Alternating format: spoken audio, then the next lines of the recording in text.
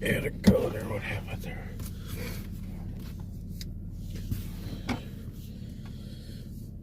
Just hold on. Is anybody here? Hello, hello.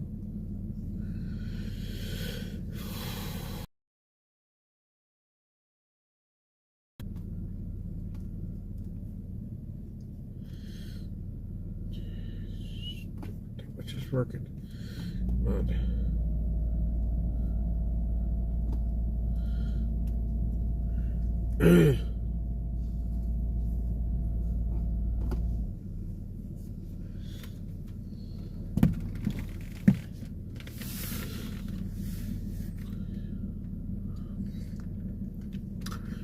How's everybody doing?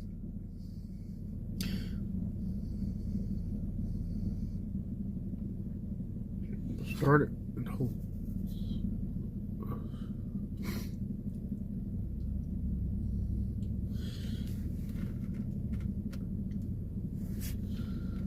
Ladies and gentlemen, this is Carmine Sabia for Explain America, and California Democrat Senator Adam Schiff, he just stuck the knife in the back of his own party and twisted it. Before we get started, please make sure you like, comment, share, and subscribe.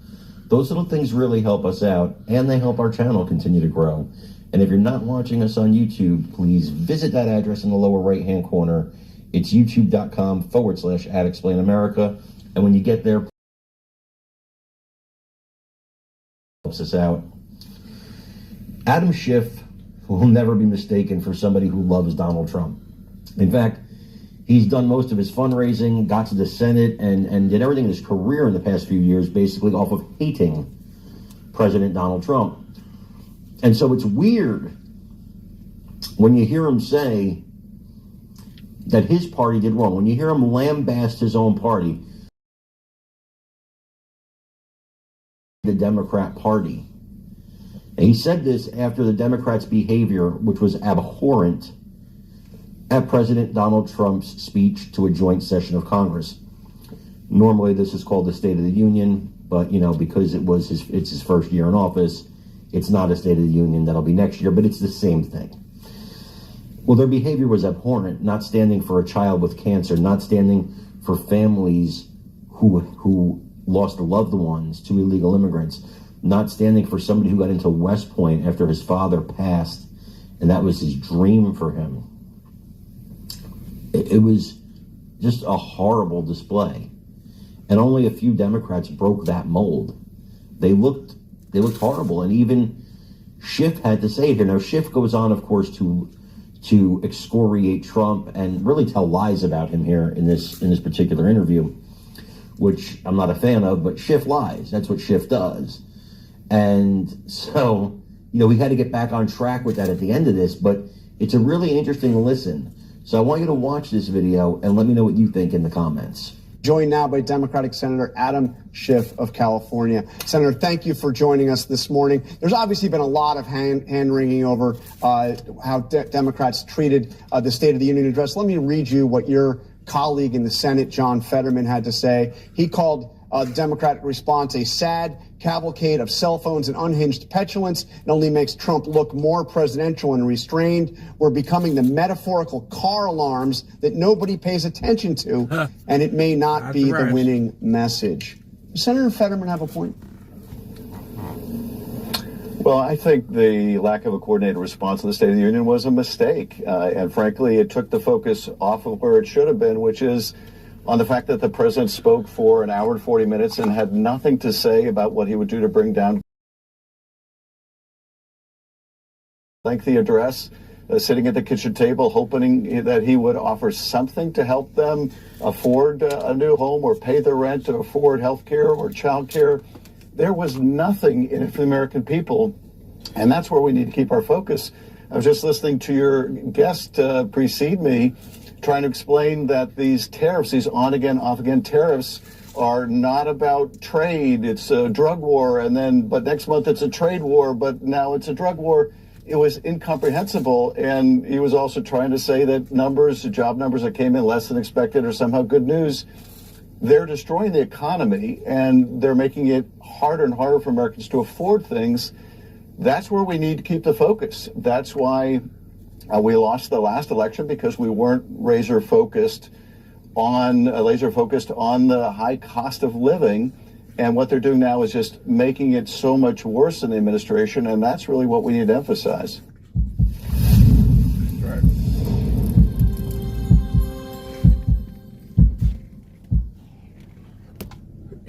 The toilet gets clogged in the future.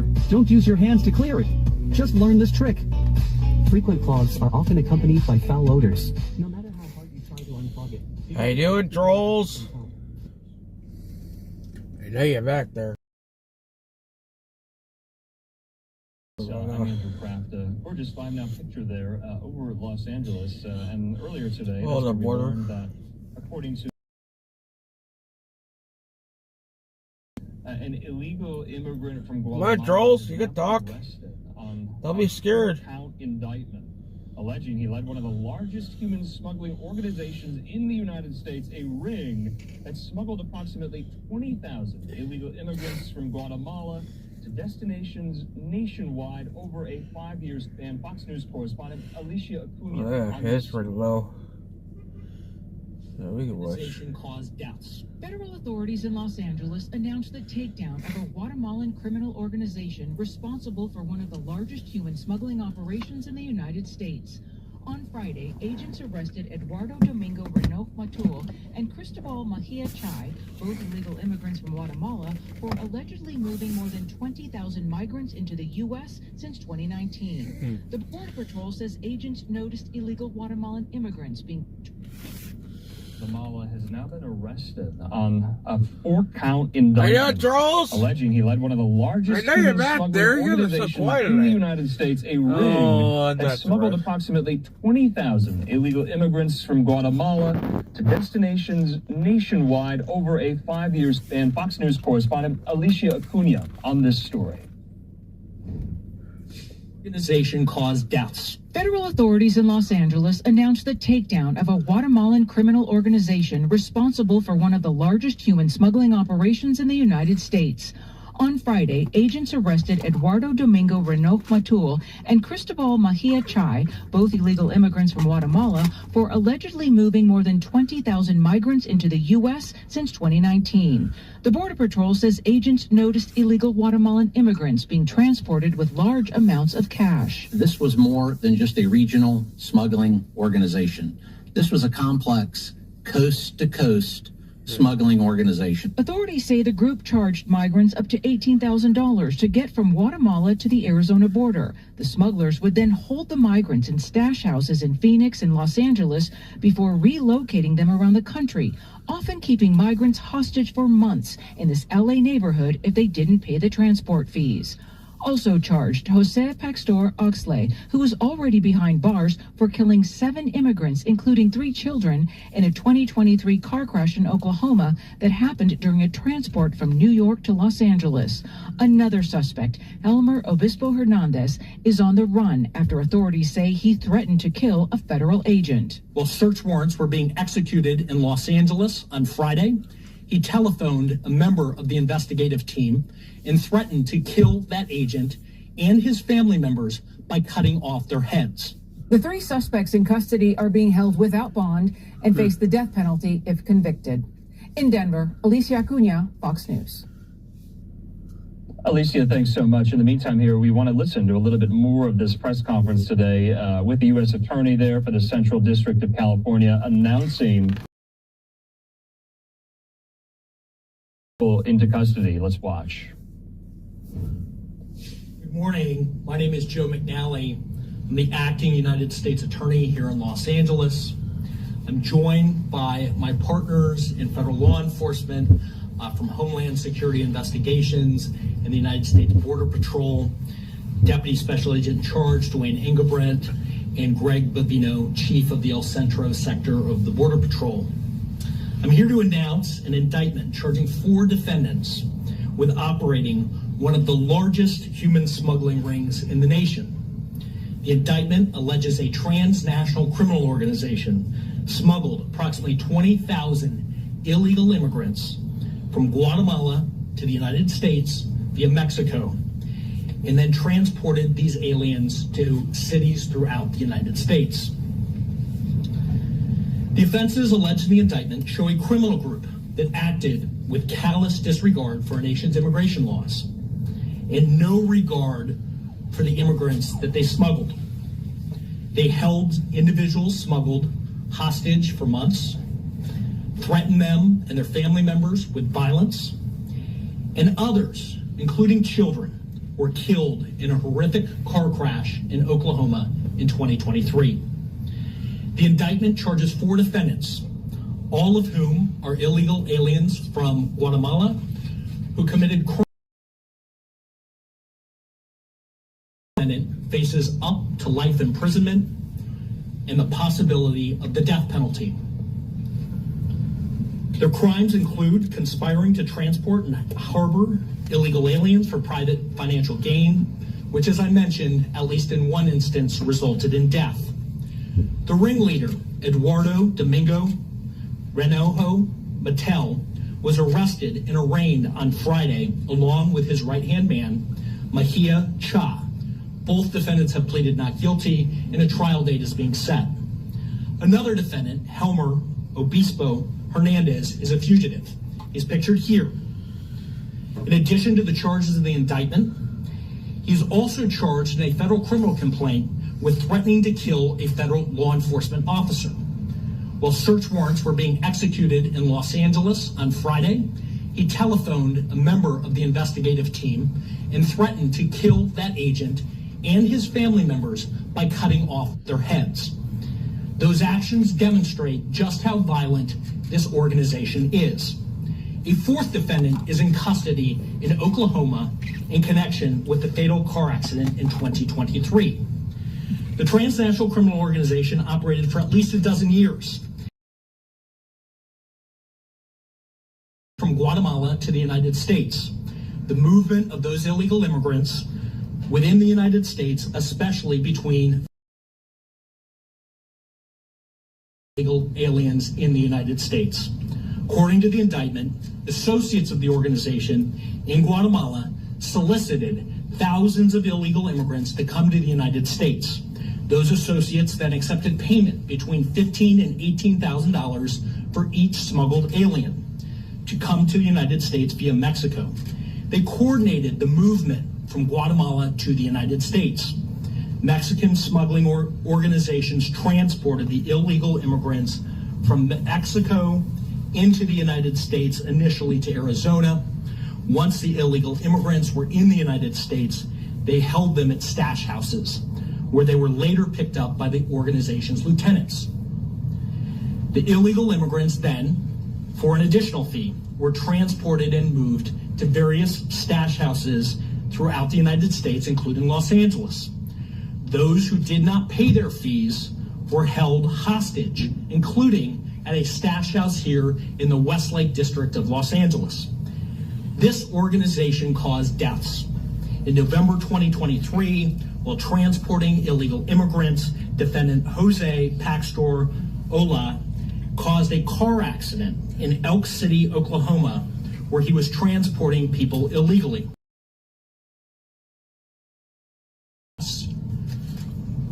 3 of those individuals are minors, including a 4-year-old child. The smuggling organization demonstrates a complete disregard for the nation's immigration laws. As the Attorney General has said, we are doubling down on our efforts to enforce long-standing criminal immigration laws. The failure to enforce those laws fuels these criminal organizations. I thank Homeland Security Investigations, the United States Border Patrol, the Inglewood Police Department for their diligent efforts investigating this dangerous and violent criminal organization.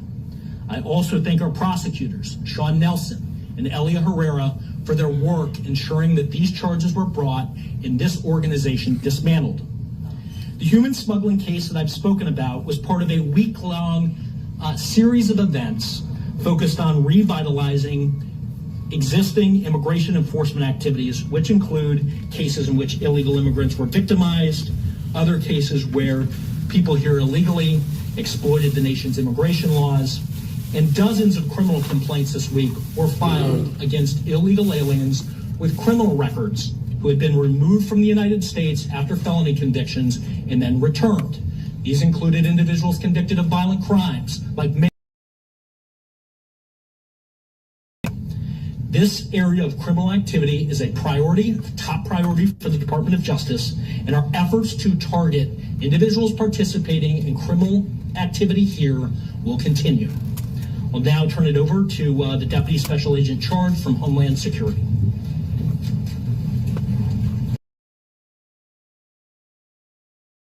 Opportunity to speak to you today about an important investigation that was run by ICE, Homeland Security Investigations, and Border Patrol, and prosecuted by U.S. Attorney's offices in the Central District.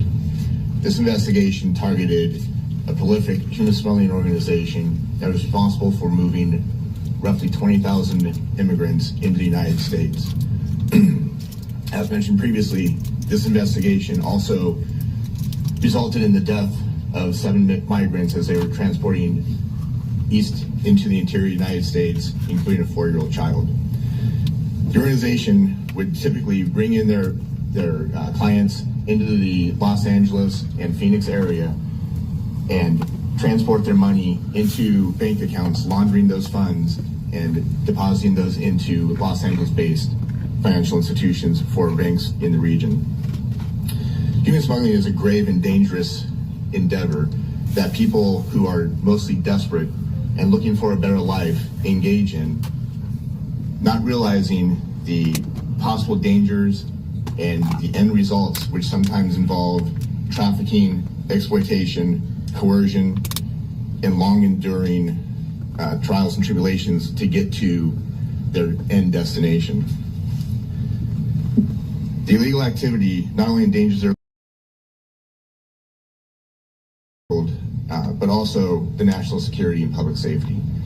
We work with our partners, U.S. Border Patrol, state and locals, and U.S. Attorney's Office to ensure that people who bring these endangered individuals into the United States who are just looking for a better life to justice, especially in instances where, as in this, life has been lost. It's important for us to get a message out to the public to ensure that information is being provided to ICE, Homeland Security Investigations, to Border Patrol, and our partners so that we can combat these crimes as they're happening. We ask for the public's assistance in calling us at 1-866-347-2423 with any information that you may have regarding smuggling organizations and human trafficking organizations that are exploiting the vulnerable in this society. Thank you. Yes, last name is Angebrandt.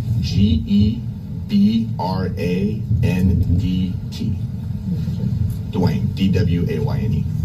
Thank you. I'll now turn it over to Chief Greg Bovino, Chief Border Patrol El Centro Sector. Thank you, Joe. Good morning. Again, my name is Gregory Bovino. I'm the Chief Patrol Agent of the I'd like to thank Joe McNally, Acting United States Attorney Central District, Homeland Security Investigations, as well as allied law enforcement agencies who all took part in the important takedown of this Turco transnational criminal organization. Border Patrol specifically provided approximately 50 agents this past Friday for this takedown. Those 50 agents were from 3 different sectors: the San Diego sector, the U.S.A sector, and the El Centro sector, primarily from our Special Operations Detachment, which includes BORTAC, the Border Patrol Tactical Unit, BORSTAR, the Border Patrol Search, Trauma, and Rescue Teams, as well as our Sector Intelligence Unit, K-9 teams, and our Strategic Communications. This Turco organization, as you've already heard, is very dangerous, very prolific organization. 2021 was the first year that Border Patrol agents came into contact with this transnational criminal threat. Those were agents from our Indio station on Interstate 10 noticed a unique phenomenon of Guatemalan illegal aliens being transported westbound from points in New Mexico and Arizona. Further investigation revealed through eastbound stops with large amounts of cash and illegal aliens that this was more than just a regional smuggling organization.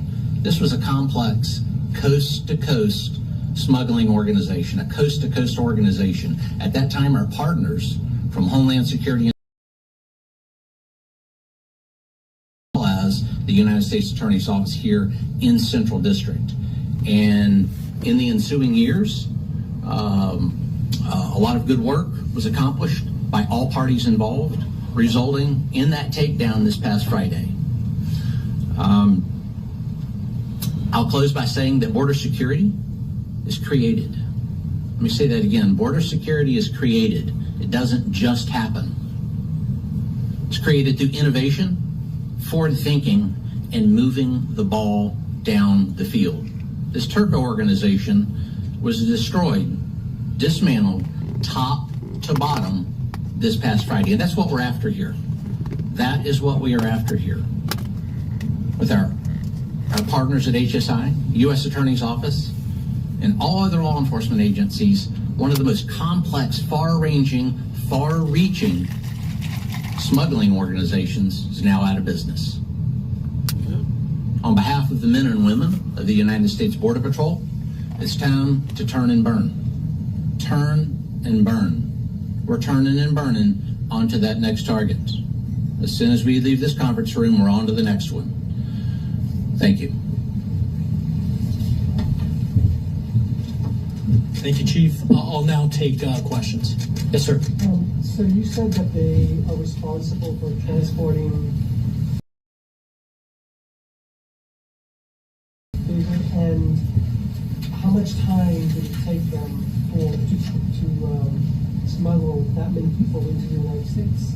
So the organization had been operating for more than a decade based on information that we found during search warrants and other parts of the investigation.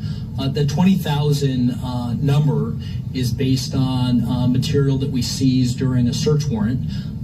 Trafficking organizations, just like any criminal enterprise, oftentimes tracks and keeps business records. And we found records showing a little more than 20,000 individuals being smuggled to the United States. I think it was around 20,800, so approximately 20,000 based on material that we found during the course of the search warrants. Can I ask you a couple of questions about the Oklahoma crash? Were all the victims in the vehicle? Was it a result of a DUI, and was it a result of them being chased by ICE? Yeah, I'll refer you to the indictment. It was not a result of them being chased by ICE. It was an accident that resulted during smuggling, and all of the victims were in the vehicle. Yes? Was this Guatemalan man the one that you caught on last Friday in a 41 Street in Avalon? So the individual here, Obispo Hernandez, is a fugitive and unknown where he is, whether that's in the United States or Guatemala. He's a fugitive. He was not one of the individuals arrested. He is the individual who, during the execution of search warrants on Friday, telephoned one of the investigators from Homeland Security, one of the agents working on the case, and said that he was going to kill that agent and kill that agent's family members, including his children, by cutting off their heads. That was Mr. Hernandez. Do you have an idea if this man is related to the one that he was arrested on Friday on Avalon and 42nd Street? I don't know the relationship between that individual and Obispo Hernandez. Other questions? A couple things. I just want to make sure I'm clear. So the 20,000 people who were smuggled in and essentially victims of this group into the U.S., over what time frame was that again? I want to make sure I'm clear. I think it's roughly a decade period. Well, let me break it out. I can tell you that the organization operated for roughly a decade. The exact time period of what those 20,000 victims covers, I don't know. I don't know the exact time period. And you had said that they would take money from people and put it in bank accounts. Roughly how much money are we talking about? Well, $15,000 to $18,000 was what was charged for every individual who was smuggled into the United States. As I said, individuals would then be held sometimes at a stash house. If they were not, their fees were not paid, they were held hostage, sometimes for months at a time.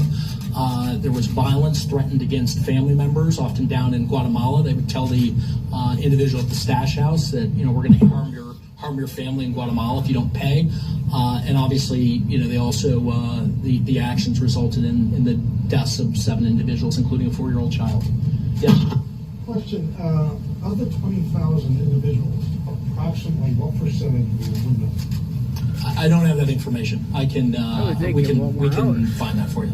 And was this a cartel related? I mean, I'm assuming it was, but I want to put it out there. I mean, the cartels are known for being extremely violent like this. Yeah, look, what I can say is, as a general matter, smuggling organizations smuggle all kinds of things, as you know, not just humans. They do drugs, they use those same supply chains.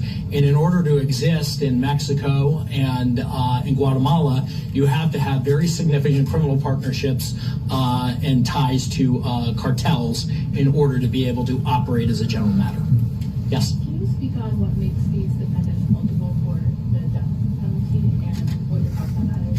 Yeah, they are death eligible because their actions here, smuggling for private financial gain, resulted in the deaths of individuals, and so the statute includes a statute that includes a potential death penalty.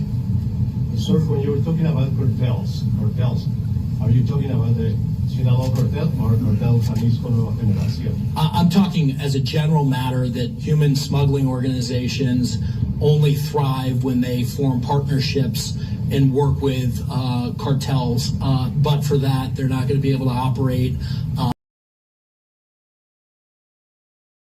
Seen in the indictment. One more question? Somebody who hasn't had a chance to ask one? Okay, I have a question for the HSI. Any other questions? Yeah, go ahead. So it's mind-boggling to think that only 4 people are responsible for such a large number of people being smuggled across the border. Are you looking for other suspects other than these 4 guys that you already have zeroed into this criminal activity? So we've gone after, with this indictment, the leadership, and the reason that we've done that is that's the most efficient and effective way to quickly dismantle it. I will tell you that the investigation remains ongoing. In order for an organization like this to operate, it requires criminal partners, not just in the United States, but in Guatemala, who are recruiting the people and then threatening violence when fees aren't paid. It requires criminal partners in Mexico, and our investigation into this group's activity continues. Thank you very much. Thank you, everybody. So, this channel is 100% New York Planet people, and this Saturday, I think we can go do, but we need to get the money raised to go. Charles, you could donate some money too.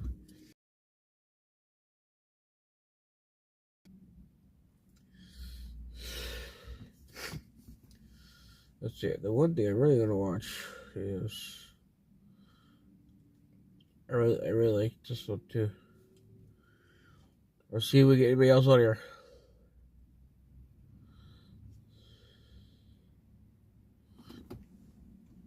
Yeah, come on in. Hey, I hope you all are doing well. Listen, where am I here? I'm just getting off you all. Yes, another great show. Another great show. Yep. We talked about these doggone people, these doggone judges and different things. They want to come up against President Trump. Yeah. And then I see where Lady G, Lindsey Graham, and Rand Paul met with Elon Musk privately. I heard about that. Did y'all hear about that?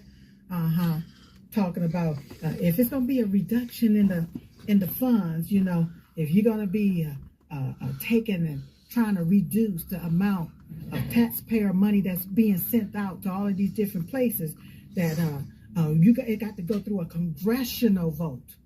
You got to get a congressional vote in order to do that. My deal is, okay, we're talking about fraud. Waste, fraud, and abuse here is what the hell we're talking about. So you're talking about we got to go through get a congressional vote, to stop the waste, fraud, and abuse, when the congressional vote is the one that started the waste, fraud, and abuse, Team have to go through? Did Joe Biden, no decrepit ass, have to go through? How many congressional votes did he go through before sending our money to all of these damn foreign sources? How many? Yeah. See, President Trump got the votes he needed. When we voted for him on November the 5th. That's right. We voted for him on November the 5th. And we want waste, fraud, and abuse to stop. Poof, be gone is what we want. Yeah. Joe Biden. I just found out, you all, that this son of a bastard, Joe Biden, you all, he took and he ordered. Now he's done all of these executive orders. Understand? I'm getting I want to make sure I'm saying this here right. All of these executive orders, Joe Biden for 4 years governed this country via executive order and via emergency declarations. Okay. All right, that's how he governed this here particular country, right? And I'm just finding out that Joe Biden, you all, even ordered 150 million egg-laying chickens to be slaughtered, you all, and nobody did nothing. Didn't nobody take him to court? Didn't nobody take him to court over killing all of these doggone chickens that lay eggs? Now we ain't got no chickens or no eggs. Yep. Well, y'all don't. I mean, I do, but y'all don't. Yeah. The very thing that was easy to get your hands on, now all of a sudden you can't hardly find no eggs around here, and if you do it, they high as hell. Yeah. So this is some crazy stuff. 150 million egg-laying chickens. He ordered them to be slaughtered. What? Cause one chicken caught the flu, so they said. Yeah, they said that one chicken had a flu, so they killed up 150 million chickens that lay eggs. You all, this is really, really, truly, truly crazy. And so I was thinking, I said, now we had a lot of court cases to come down the pipeline when it came down to Joe Biden. All right, you know, with you ever watch the show? The school you ever watch her stuff. Her what sister? Did Joe Biden and his team? Away? What did they do, y'all? When all these different cases and stuff came down the pipeline, what did they do? If you own NVIDIA, this could be the most important video you will ever watch. Because while millions of investors continue to... All these different cases and stuff came down the pipeline, what did they do? Joe Biden and them, they kept on doing what they ignored. They ignored all of these different judges. You ever follow her channel? They ignored. They ignored them, is what they did. All right? Yeah. Because, see, according to Article 2 of the Constitution, the executive power shall be vested in the President of the United States. No court may take over that rule, No court. That's right. Now, Joe Biden was in there for 4 years. And on day one, executive order. How many court cases did that little mother bastard have? For all of the different things that he did to destroy our country and flip it upside down. Change it, put it inside out. How many court cases? How many people went up against him? Not even Republicans. No Democrats said nothing. No Republicans said nothing. No. They didn't say absolutely nothing. But President Trump wants to stop the waste, the fraud, and the abuse. He wants to stop that. All right. And now all of a sudden, you got everybody hopping around. You got the Democrats. You got the deep state snake Republicans, the grand old party. Keyword being old. Yeah. You got them now running around here. Oh, we got to take him to court. Oh, he's stopping all of our funders. Oh, he's doing this. He's stopping the waste, the fraud, and the damn abuse. That's right. What President Trump is stopping around. I like watching down in the gravy train is stopped. Yeah. So here is my advice to President Donald J. Trump. If they won't let President Donald J. Trump, cut back on the fraud, of sending Americans wealth and money to all these different foreign countries, and what you do is you lock up the people stealing the money on the receiving end. You go ahead on and you lock them up. Then guess what? There would be no one available for them to receive the money. That's right. Yeah. There would be no one available for the money to go to. Yeah. If you lock up the ones on the receiving end that's laundering the money back to their pocket, you go ahead and lock them up. Guess what, you all? There would be nobody there on the receiving end to give no money to. Yeah. Sometimes you got to play smart with these evil bastards. That's right. Yeah. While they down there playing checkers, you got to play 3D, 4D chess is what you're going to have to do around here. Lock these mother bastards right on up. So that's why I like the way she's talking about. She went straight That's forward. what you're going to have to do. We already know the fraud is there. We already know who's doing it. That's why they're running around here like the rats and roaches that they are. We already know this. Okay? And because we already know this, we know who they are. That's right. Go ahead and lock their asses right up. Clink, clink. Lock them right on up. Is what you're going to have to do. Keys. Cutting back. We just won't have to send nothing because there won't be nobody to send our money to. All right? That's what needs. I'm tired of these doggone people want to act like, oh my God, he's doing this, he's doing that, O-E-I-O-U, and sometimes why? Why? And then you got that old gangster lean Maxine Waters, all I see is lips, just lips. She need to go sit her old ass down somewhere, is what she needs to go ahead on and do. That's right. Then with these judges violating the Constitution, yeah, makes me wonder, how much money and kickbacks and paddywhacks are they being given? Yeah, we sick and tired of that, okay?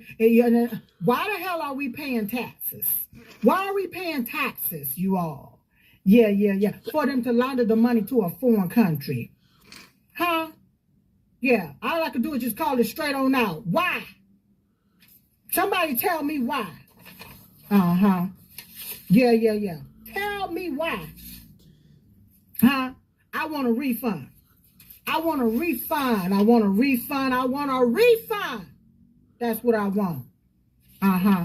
Yeah.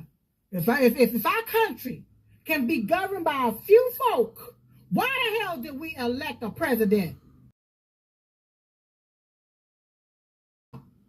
Only for a few people. No, you can't do this. No, you can't do that. Now, we had a fever-minded fool.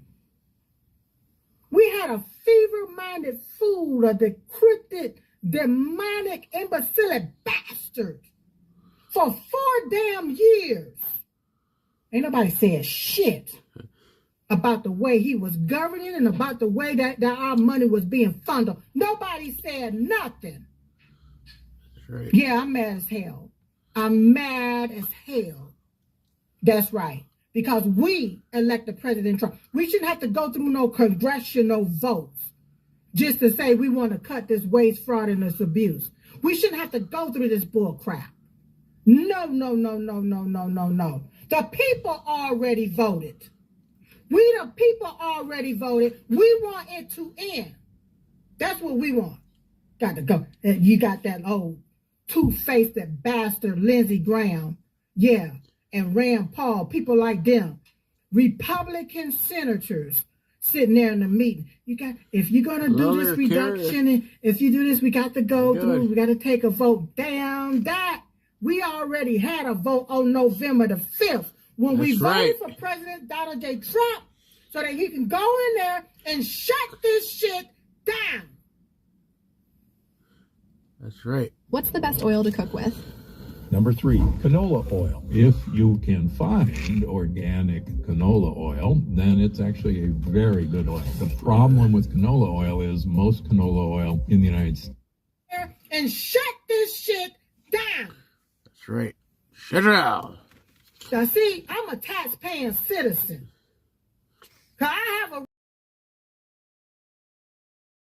paying all these damn taxes for them to what? Send my money to some foreigners somewhere overseas, huh? And then turn around and get a kickback and pat in their pocketbook. Yeah.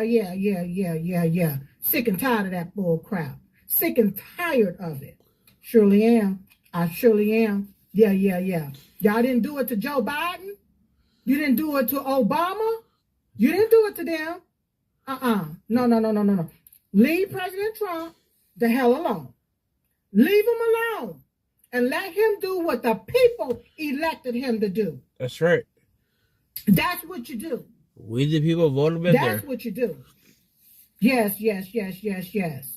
That's what needs to happen. Now, because you all, it just done burn me right on out. I know you see the flames. You see the flames and everything just coming from me because I'm burning up. This bull crap gonna have to stop. Every doggone election, every doggone year, it's always something. Then they come back with some damn CR, continued resolution. The continued resolution ain't nothing but a continuation of the fraud. That's all it is. A continuation of the fraud. Then you got these doggone judges in there saying, no, he can't stop that. He can't stop the foreign aid. He stopped. But you got the judges saying, no, we're going to continue the fraud. That's basically what they're saying. That's what they're doing. How do you vote to continue the fraud? Yeah. That's illegal. Huh? You got Bernie Madoff locked up. If he's still alive, let him out. Let out Bernie Madoff. He made off with a lot of people money, and I'm looking at our doggone political officials that's making off with a lot of American tax people money. Yeah. Let Bernie Madoff out. Yeah. You gonna keep these damn fraudulent people out that's been stealing Americans' wealth? Huh? Telling us hope and change and all of this stuff. We still stuck with hope, and they done made off with a lot of change. They done made off with a lot of American people tax dollars. This is disgusting. And I don't know how not to say it. I don't know how not to say it. How not to call these mother bastards right on out. That's right. You leave President Trump alone. You leave Elon Musk. You leave Doge alone. D-R-O-G-E. Democrats and Republicans officially getting exposed. Yes. Both sides, both parties ain't no damn good. One dirty bird with two corrupt wings. They don't mean this country no damn good. They've been stealing American wealth all this time. Then talk about, oh, the deficit is high. We don't have no money for this. We don't have no money for that. All you got to do is go to their bank account because they filthy damn rich off of American tax dollars. Then American taxpayers down here working our asses off just to make ends meet. These old sons of, oh, I feel like cussing up a mother storm. I surely do. Yes, I surely do. These are some sick sons of bitches. That's right. Sick sons of bitches. Huh? Our Say loud country and looking proud. the way it's looking. You got all these billions of dollars for these damn illegal aliens. But then we got, when you come down to FEMA, well, we ain't got no money. We ain't got no money. Then you got President Trump go up in there to see where the money been going, and he want to stop the money from going out to these fraudulent places. And then you get the judges come in, well, you can't do this. You can't do that. It ain't going to help nobody. How the hell are we sending money You all, we're spending money for mice, woodpeckers to be cut off, for mice to be turned into what they call the male mice danglings. And in, I guess, placing a little opening there, calling it a vagina. Our tax dollars is going towards that, you all. Then they're turning around and studying it to see if it can be fertile, how fertile the mice can be. How are y'all okay with American tax dollars going to chop off rats, dinglings? Huh? Ask them for them to do studies on rats. How the hell is that benefiting the American people? Somebody tell me. Huh? I could be a little slow at times. I may not know everything. But tell me how in the entire hell is that benefiting we, the American people, for our tax dollars to be used to see about a rat's dick it's being chopped off, put on a female, and then the female, little area, little coochie. I know it's real tiny, little tiny. Yeah. And then you want to see if it can be fertile. The entire, this is some stupid. Let me calm down. I just don't, when you think about this stuff, and then it's, well, we can't do this. Then you got a damn shrimp. You all, check this out. That's in a bucket underwater running on a have been used to study the shrimp running on a treadmill, talking about the water temperature and want to see how the shrimp operates under the change of a water or what have you. Listen, get that damn shrimp, kill that damn shrimp, devein that damn shrimp, and give them to me, honey, so I can go ahead on and fry them up. Yes, I can stir fry his ass right there and put him in some grits. That's what you do. Don't spend all that money to check and see how fast the damn shrimp gonna run on a treadmill underwater in a particular temperature, how it reacts in some damn temperature. Use that money to purchase some shrimp, honey.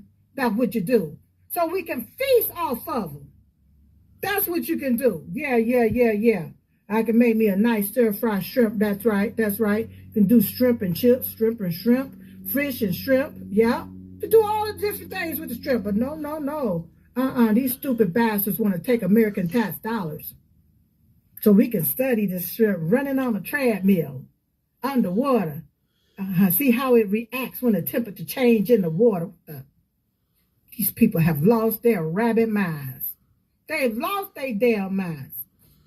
We got homeless people running around here hungry. That's right.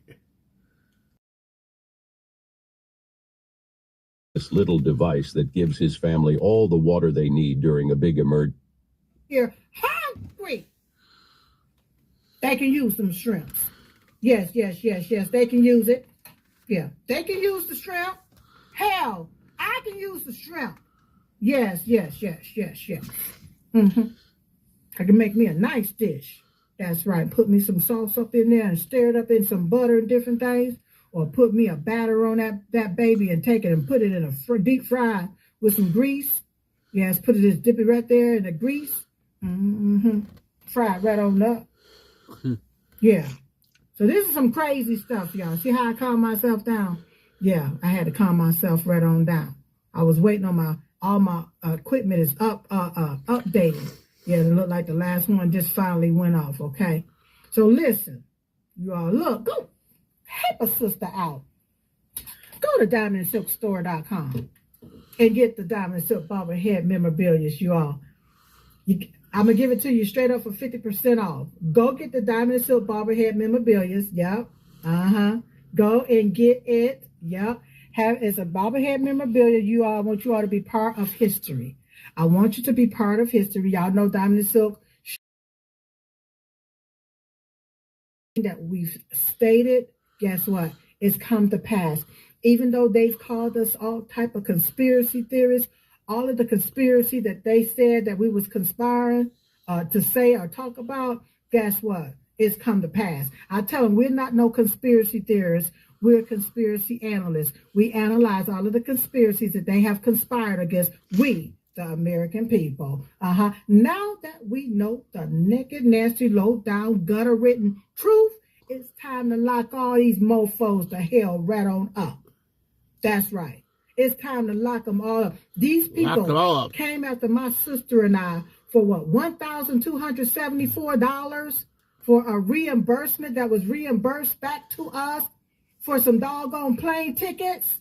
They came after my sister and I. Now we got them with their hands in the cookie jar with billions of dollars. And they sitting there just going right on like everything is okay. Huh? No. I can't be quiet about it. I'm not going to be quiet about it. As long as God grants this beautiful body of mine's breath, I'm going to keep on talking right on about it and about them. And real quick, you all, then I got to get off this thing. To the ones that have a problem with me calling what's his name? Al Green.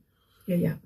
They have a problem. Some of the black people had a problem with me calling him a whole gorilla with a cane, because that's what he looked like.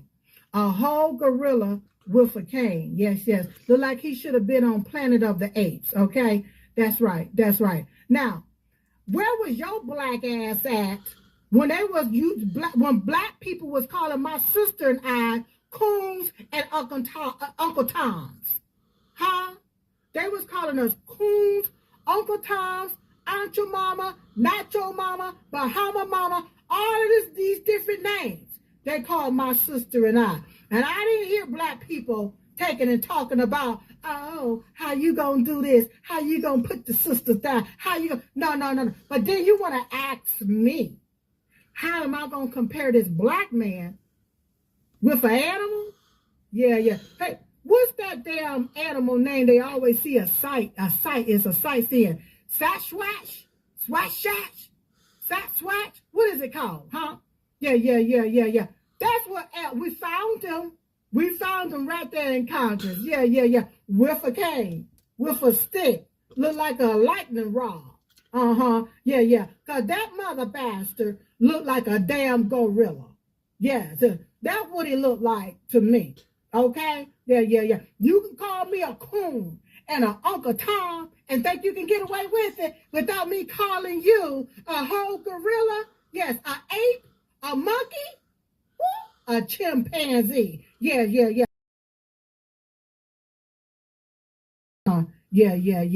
So don't get mad at me because he looked the way he looked. Huh? Didn't nobody tell him and him and his daddy, his mama and his daddy, to mate and have somebody coming out looking like a monkey? Looking for a way to stretch the dollar? With Insurify, you can cut your car insurance bill in half. Getting a deal on car insurance from Insurify is super easy, and all you need is a monkey. Yeah. Or a gorilla, because he looked like a big old gorilla. Bigfoot. Yeah. What was the name that they called Bigfoot? Sasquatch? Swash? Yeah, they'd be like, it was a sighting. Yeah, I saw him right there on the Congress floor holding up a cane, y'all. Yes, it's an old gorilla. It's an old Bigfoot. Yeah. He looked just like him. Pimp walking. That's it. Sasquatch. That's it, baby. Yeah. I know he looked like an ape, but Sasquatch. We found him. Yes, it's Al Green right there in Congress. Listen, I looked, my white people, my white brothers and sisters, I know y'all can't say it. Y'all can't say the word monkey. Y'all can't say the N-word, okay? But I can, all right? That mother bastard looked just straight up like a monkey. Sasquatch. That's what it looked like to me, okay? Now listen, I don't wear glasses for nothing. I know at times I can't half see shit, but I can see that. Yes, yes, yes. Look, don't fall out laughing. Don't fall out laughing at me. Uh-huh. Yeah, yeah, yeah, yeah, yeah, yeah. Yeah. So I said, is he channeling Ron Isley with the cane up in the air? Is he channeling Ron Isley? Huh? Yeah, yeah, yeah. Then yeah, he looked like a slick one. Uh-huh. Like a real slick ape. Yeah, yeah, yeah. Sasquatch. Yeah, yeah, yeah, yeah, yeah. A whole gorilla. And I believe that they can cast him for Planet of the Apes, and they ain't got to put nothing on him. Just let him be his natural self. He'll blend in right on good, right there in the valleys. Going from limb to limb, from tree to tree to tree, jumping right on around. Yeah, yeah, yeah, yeah, yeah. He'll be just fine. And he got his cane to help him too. Okay, all right. Now listen, white people, to my white family, my white brothers and sisters. Now, don't y'all go back saying monkey, and don't you go back saying gorilla, because you know you can't say that; they will tear you down. Okay, all right. But I said it for you, because I know that's what you've been wanting to say. You've been wanting to say, this mother bastard look just like a gorilla. I know you've been wanting to say it, so I'm saying it for you. All right, all right, all right, y'all. I love y'all. Now go on over there to diamondsilkstore.com. Support me, all right? Go and pick up a Diamond Silk Barberhead memorabilia and get it for 50% off. Yeah, yeah. Oh, thank you, darling. Thank you, thank you. I didn't mean to do all that. I was just waiting on my stuff. You know how these damn computers, everything got the update. They said it's going to take 5 minutes. I said, well, let me go on with my family, because I didn't go on before y'all. Was on another show. So I came on over here to see y'all afterwards, and it done went off. It done been 5 minutes since it done went off. So now let me get my little black ass off of here so I can go home. Yep, and be with my husband and everything. All right, get myself together. All right, I love y'all, and I'll see y'all soon. DiamondSilkStore.com. Y'all go. I want to get home and I want to see all of these orders lined up. So go on over there. You ain't got to put in no code. I already got the 50% off, okay? I think you'll see it there for what, $19 or something? But when you get to the checkout, then you will see it with the 50% off, okay? Go get the Diamond and Silk Barberhead memorabilia right now at DiamondSilkStore.com. I love y'all. Bye-bye. I'm Shannon Freer, and I've been helping people heal with herbs for 20 years. Today, I want to show you 3 powerful herbal recipes. Okay, come on. Yeah, I watch Diamond Silk Show a lot. I actually called it. I'm trying to remember, but she's got a thing on YouTube right now too sometimes. All right.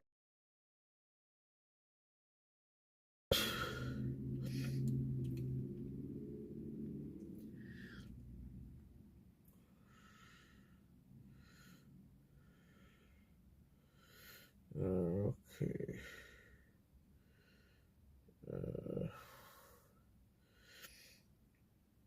Just the one I want to watch here. And their Yeah, my nose is really stilty right now, heel. I can't help it. Cartel leader says he's trying to figure out how to protect his family in case the American very simple. Stop selling shit. Strikes inside Mexico. They are legitimately scared. This is great. Good. Another says he's already gone into hiding, rarely leaving his home. Scare ass people. The Sinaloa cartel, one of the oldest and biggest in Mexico. Want to sell drugs? Yeah. Guess what the consequence.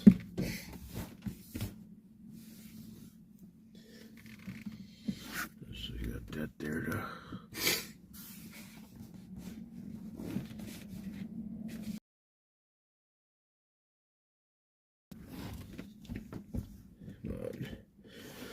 Why is this thing not working today?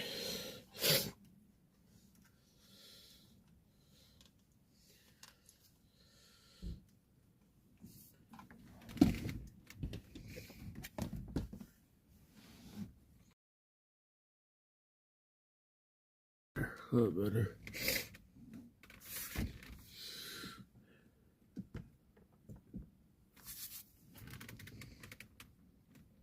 Has been hit especially hard by the crackdown and an ongoing civil war between two rival factions within the organization. You can't be calm, you can't even sleep because you don't know when they'll catch you. The most important thing now is to survive.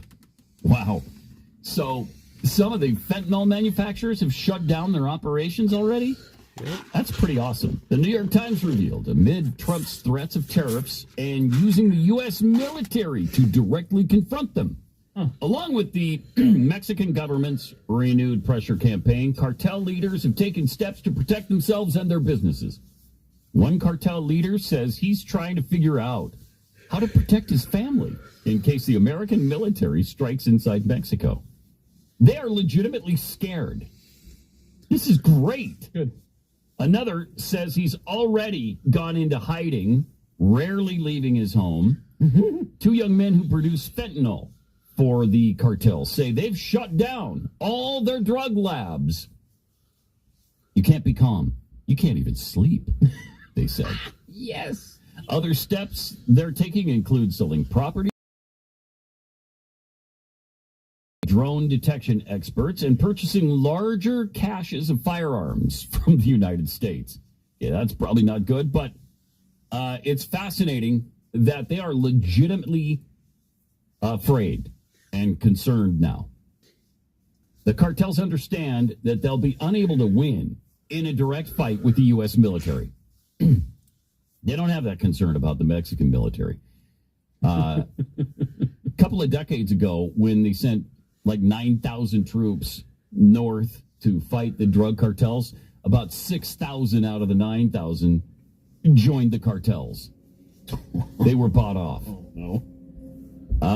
But they understand they can't win against the U.S. military. However, now that they are labeled terrorist organizations, they'll certainly not make things easy. If a helicopter comes here and soldiers drop out, 20 or 30 of them, there's no way we just sit there with our arms crossed. Well, you probably should, because you're going down. Trump has used the threat of a 25% tariff on all goods from Mexico to get the Mexican government to actually combat the groups that have caused so much death and destruction in the U.S. The Sinaloa cartel, one of the oldest and biggest in Mexico, has been hit especially hard by the crackdown and an ongoing civil war between two rival factions within the organization. You can't be calm, you can't even sleep, because you don't know when they'll catch you. The most important thing now is to survive. Wow. So some of the fentanyl manufacturers have shut down their operations already?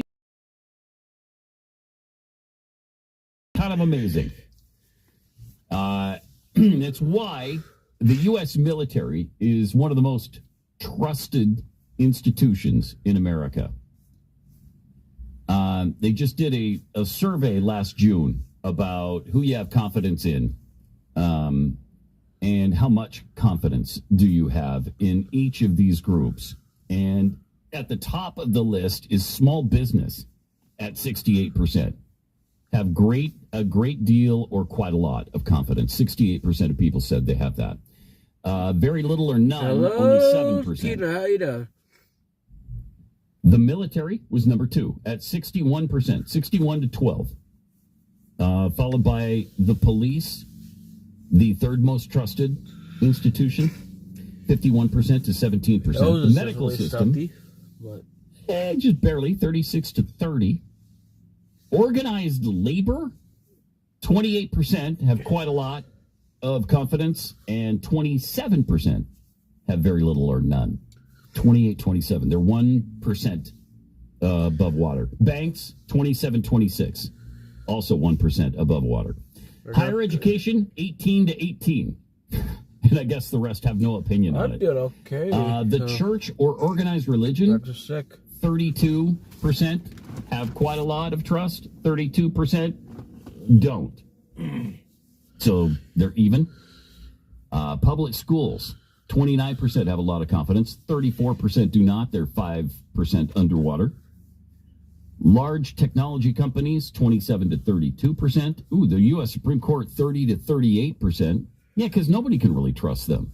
Liberals can't trust them. Conservatives can't trust them. I mean, you don't know what they're going to do. The presidency, 26% have a lot of trust. 50% do not. Wow, 24% negative on that. The criminal justice system, 21 to 45%. That's also 24%. Big business, 16 to 42. 26% underwater. Newspapers, 18 to 48. Television news, second to last. At 12% have a lot of confidence. 56% do not. And what do you think is dead last? The very bottom institution for trust of Americans. Weathermen. No, but they should definitely be in this. They're probably part of TV news. Okay. Congress. Yep. Congress. 9%. What? Quite a lot. 60% do not. They're 51% underwater. Wow. But it's always somebody else's congressman. Mm-hmm. Because the vast majority continue to they get keep reelected. getting reelected. And that's why they know they're safe. Because incredible. Yeah. There's every poll shows that Congress is not popular. Last. But boy, on election day, that's my guy. You remember a few years ago they included like cockroaches in this. Yeah. Which do you like better, Congress or cockroaches? And cockroaches won.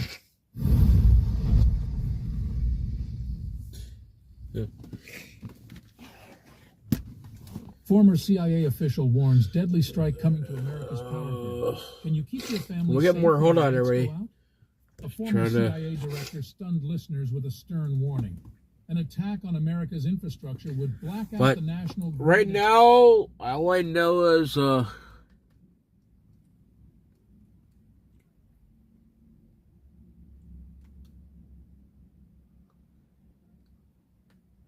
yeah, I know they make a lot of they're out there a lot. But thank you. It's hard to keep with them because they're always constantly making all these fake accounts. And, of course, YouTube lets them do it.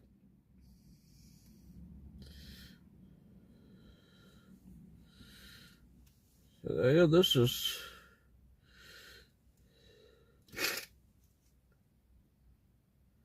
I just,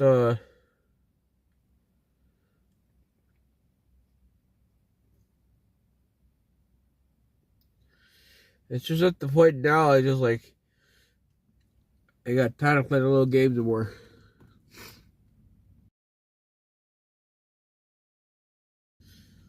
These little kick games, all they play. They even email me too, pretend to be some like I'm just some dummy. So I don't know. I just wish my nose wasn't so stuffy.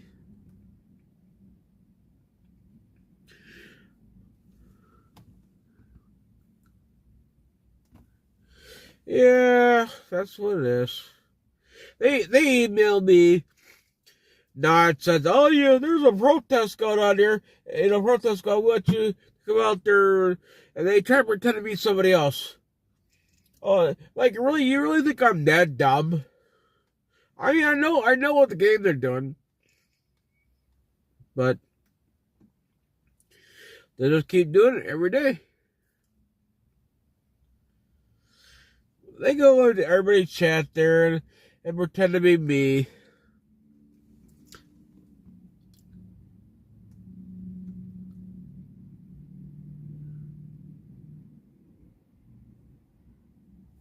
Yeah, I mean, I'm glad that you say something.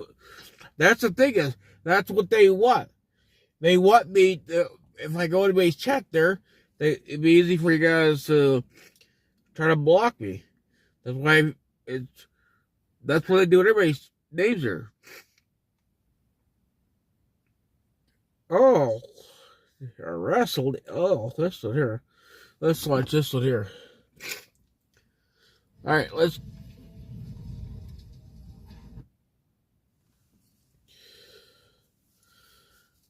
see if we can try to.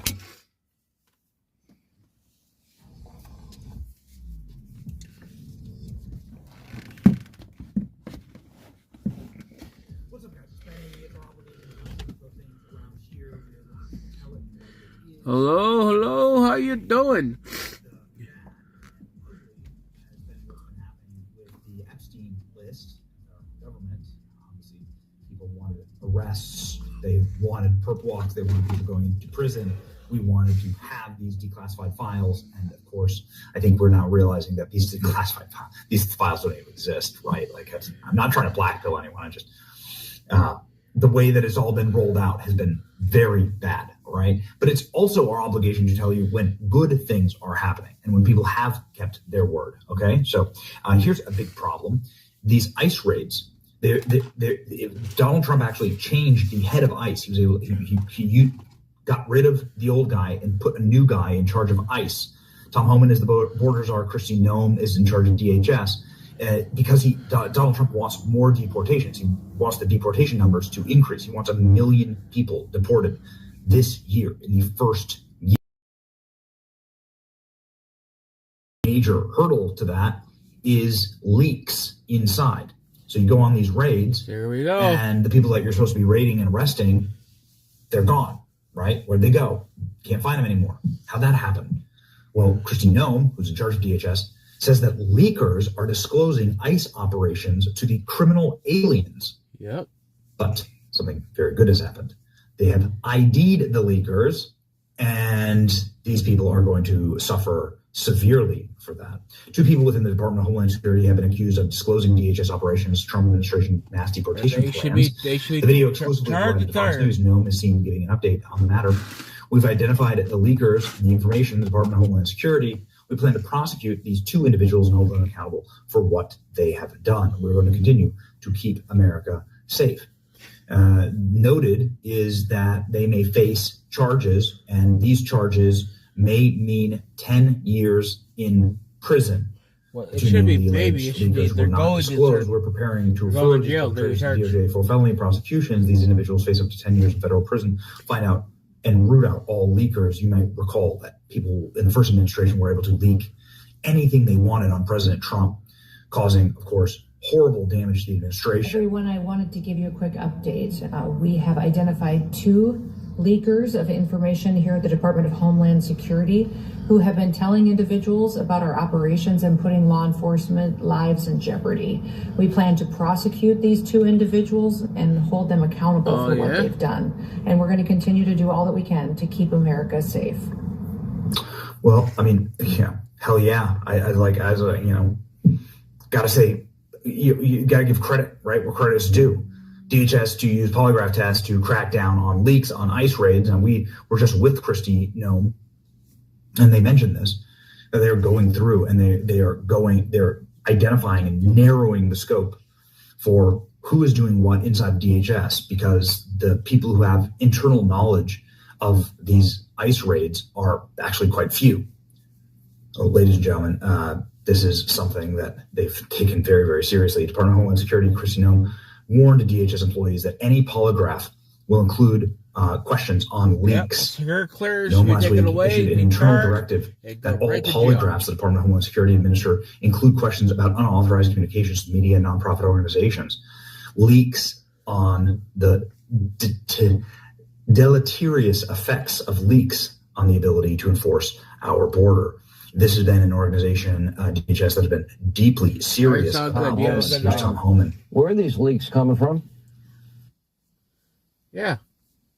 One. My whole career, I was pretty much bald, so people just got to know me as being a bald guy. I did wonder what it would be like if I could have hair. When you have different camera angles and it's getting different parts of your head, all of a sudden.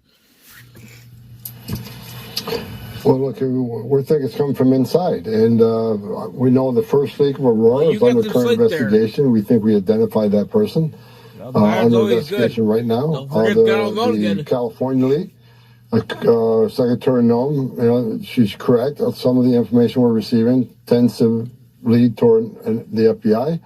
But I talked to the Deputy Attorney General all this weekend.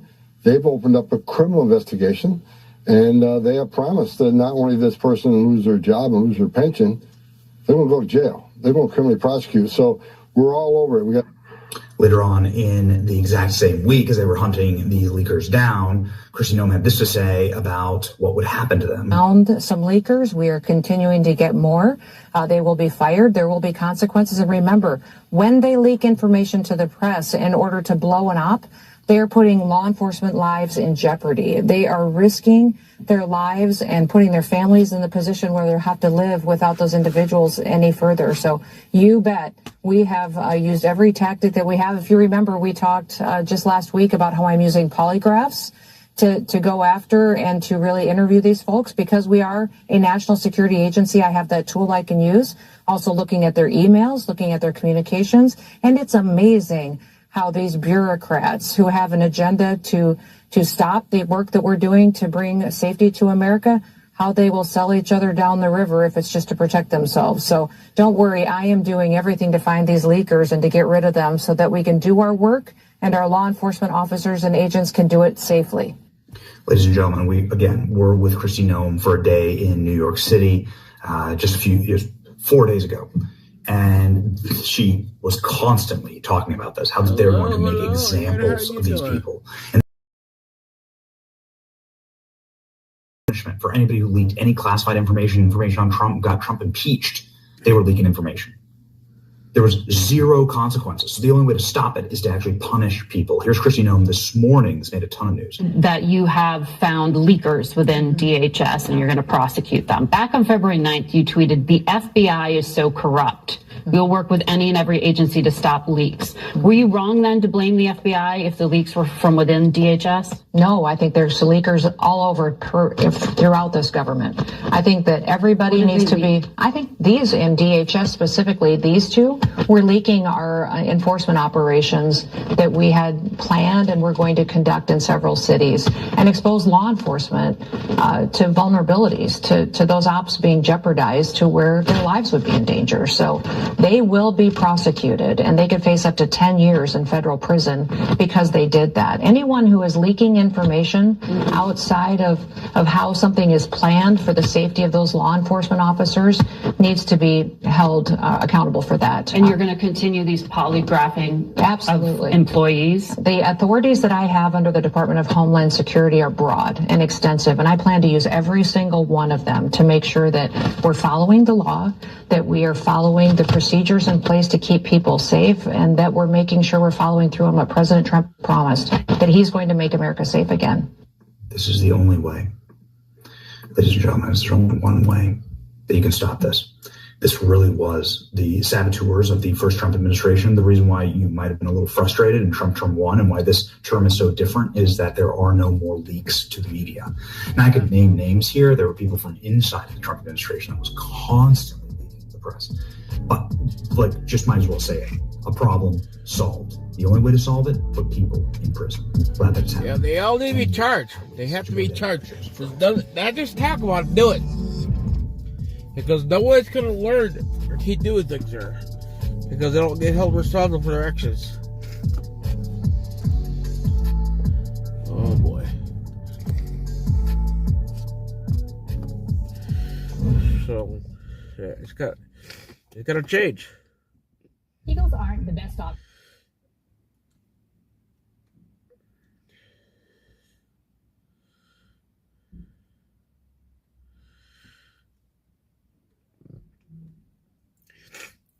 Let's see, there's another one I want to show you guys here. Find it. How you going, Ed? How you doing? Yes, guys, my nose is really stuffed today. Nose has been very clogged or what's going on? I'm trying those out. I hate this. Like really stuffy.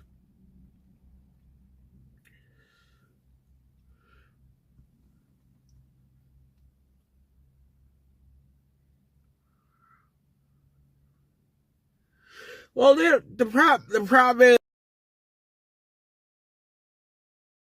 if there's no consequence for their actions, they're gonna keep doing it.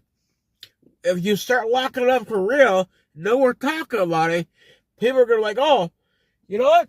It ain't worth it. Because the thing is, they keep hearing people talk about it. So we need to actually physically lock them up. And then people will start, hey, you know what? I ain't gonna do it. Because we ain't fucking around. And that's what we need. That's what we need. We need people to understand that our team is not fucking around. And then I know people might say, well, you don't like those F-bombs and all that. You'll be fine.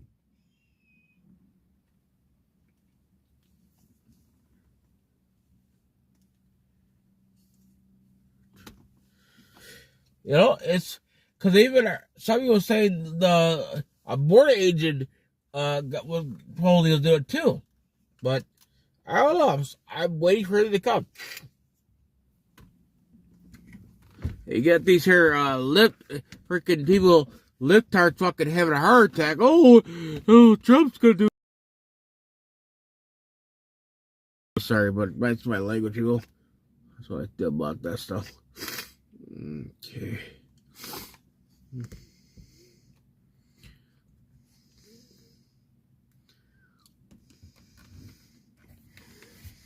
Oh boy, come on. Seriously. These people, please, somebody help them. I don't give a fuck what he wears. This man has been respectful to every leader in the world. Everybody. And you clowns want to fucking do that shit to him when he comes over here. Yeah. And then talk to him like shit and kick him out of the White House. You fucking disgraceful son of a bitches.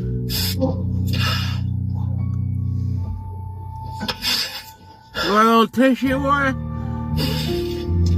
Man, I just want to be next to Zelensky right now.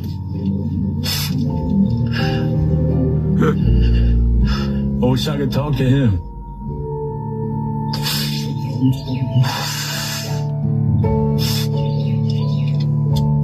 Forgive us.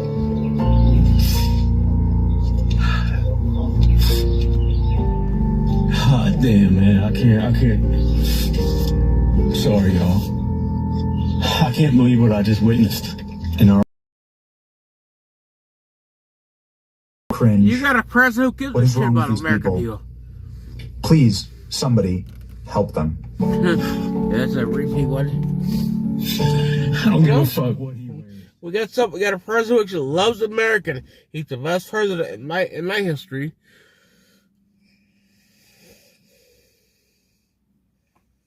He loves America. He loves our country, and he wants to make America great again. But some people don't like it.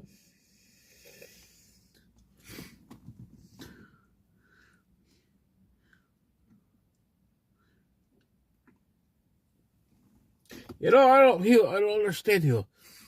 Like I don't get why he'll get so mad.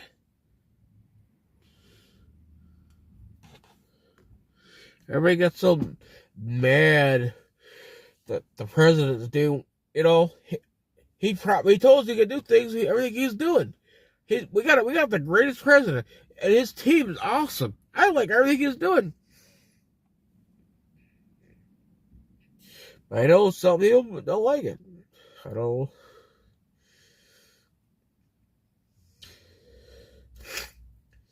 I hate my nose being so damn stuffy.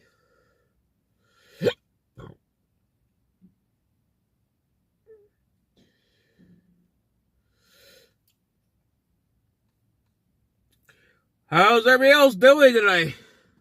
I'm sorry that I am stuffy. My nose is very stuffy, huh? Alright, let's hear the DJ. You guys remember DJ, right? DJ Daniel, the young man who was honored by Donald Trump, making him a secret. Does anybody remember DJ?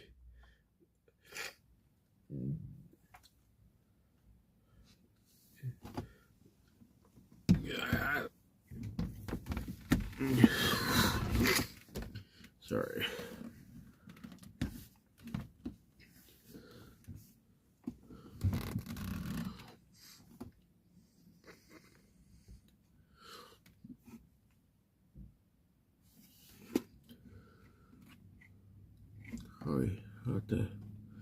The joint address to Congress is going viral for this interview, and I'm sure you can understand why. Can I call you officer or agent, DJ Daniel, all of the above? It really don't matter to me. I love women, so I don't care. That's amazing. DJ Daniel, I want to ask you, first and foremost, do you love President Trump? And are you so excited to be here on the White House grounds? Obviously, because I gave him a great note that says Donald Trump is the best president of the United States of America. And why do you feel that way? Because honestly, I honestly wanted to see Donald Trump in real life, and now it's... What's your one piece of advice for the Secret Service fee? Please stop being mean to President Trump, because if I see you being mean to him, I'm coming after you. I love that. I think you need to become the director of the Secret Service. DJ, it is such an honor to have met you. Hold on, I got one more thing to say. What? He has one more thing to say. I won't interrupt you. If you're a Democrat and you're being mean to President Trump, I'm on your bumper. How about that, Steve? I think we found my replacement, your replacement. Thank you. Would you ever run for president? I'm not sure. I'm a little bit too young. Well, really and truly, I'm not young. I'm a 13. I'm a 50-year-old trapped in a 50-year-old body. I might look 13, but I'm 50. DJ Daniel's so amazing. I just Absolutely realized incredible. that that's the first Thank time I you. ever shake the woman's hand. DJ Daniel, the young man who was honored by Donald Trump, making him a Secret Service agent at the... I like that one. Let's see. New comment there. This interview, and I'm sure you can understand why. Can I call you officer or agent, DJ Daniel, all of the above? It really don't matter to me. I love women, so I don't care. Yeah. Everything that President Trump is doing, his team is doing an awesome job. And I actually really am very happy of the work they're doing. I am very, very happy. I know the Democrat Party are not happy, but I think it's time for them to realize what the Democrat Party don't give a shit about you. Look what they did. Come on. That boy has cancer. You can't clap for anything. The one little thing that could do nothing. Show some respect.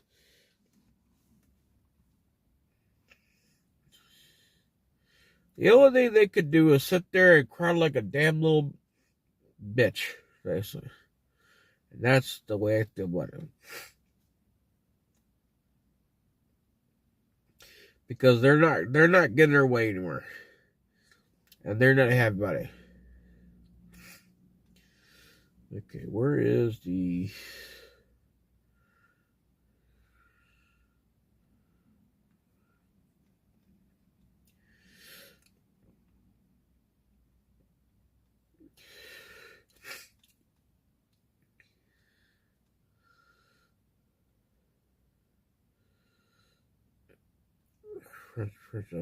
I can't see it. Oh, there we go.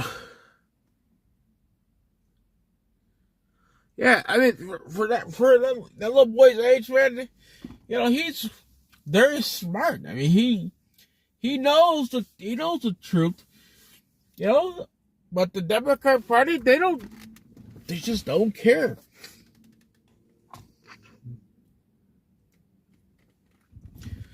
They just don't care about anything. All they care about is themselves, and the only thing that they could do is clap their damn hand. It's Ukraine, okay, now we're gonna clap our hand, but they wouldn't do nothing. And I think what should happen was, if I could get this video, where I let to play that one. When Al Green got censored in the Capitol, okay, he was censored. And all those freaking little Democrats, anyone's a total tantrum, they all should have been censored. Mike Johnson should stand up and say, you know what? It's all yours not going to be censored. All yours all. Done deal. You're all going to be censored, and that will start teaching them, you know what? You want to fuck around? Get to find out. Oh yeah, Pocahontas, yeah. Oh yeah. I remember that Pocahontas.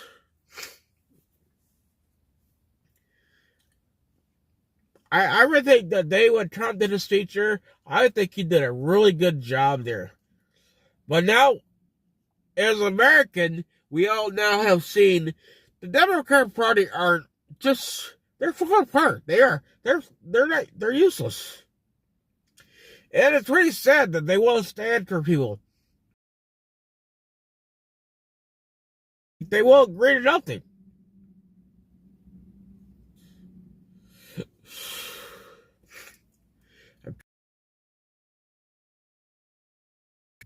I had to say, but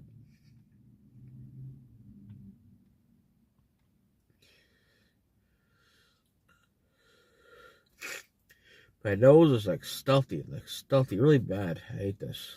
I feel like I can't talk today.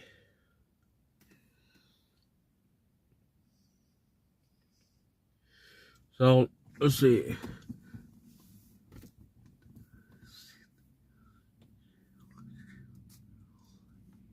Yeah. Yes, they need to.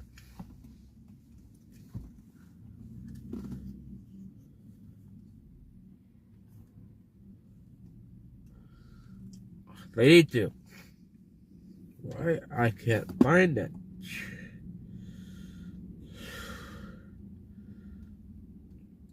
But you guys probably seen it. I don't know why I can't see it today. I wanted to show you guys the when all green got censor, all the damn Democrats got there. Oh, I mean, yeah, there was a lot of there. They all start standing up there and they all start singing. You're still here? That's good. I'm very glad that you're still here. Let's see, maybe if I go to...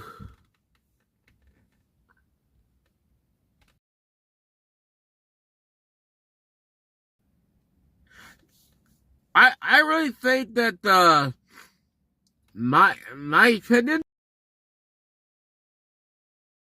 you know, the fact that they did steal the election. But I think that when Trump had off, he now has the 4 years to sit back and really think about everything that's going on. And I really think this is what we all prayed for. I mean, I know a lot of Americans kept praying to have Trump back in office. And I think now Trump now knows who's good and who's bad. So, I mean, really, this is awesome. I really enjoy this.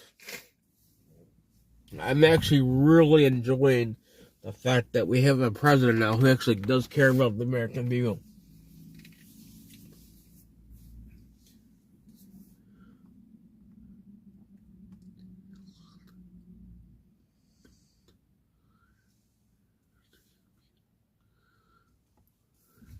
Let's see,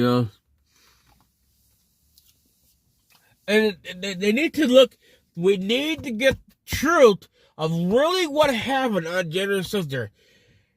We all know the truth there, but they need to show the American people the truth.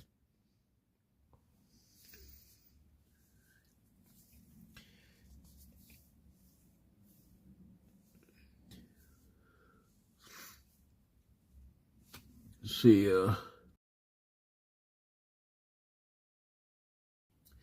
I mean, now I know that, you know, the whole J, got the J6, I got the J. We gotta get the truth here. I know that Trump is gonna start releasing information about the shooting, the assassination thing.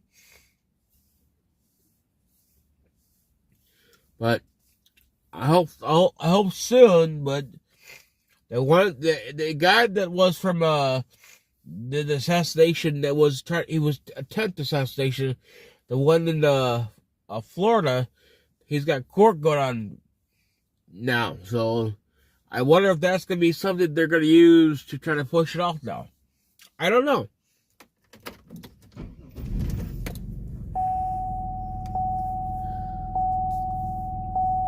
Because that's a possibility. That's what they're gonna try to do. That they're gonna try to use this whole thing. Well, we can't give this ratio to the public because he's in court.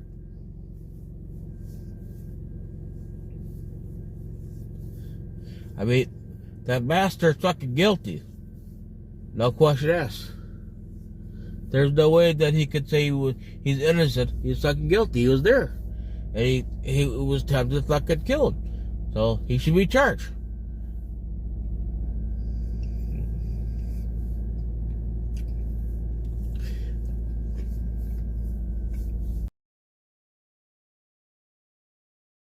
I don't know.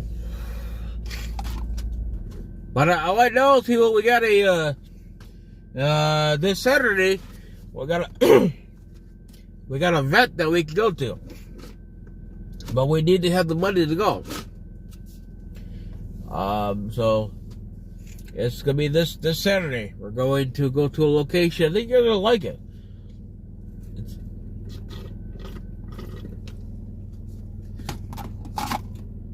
It'll be a little dry for me, but we gotta get up there, gotta drive up there, and then find parking. Hopefully, parking don't cost too much around there.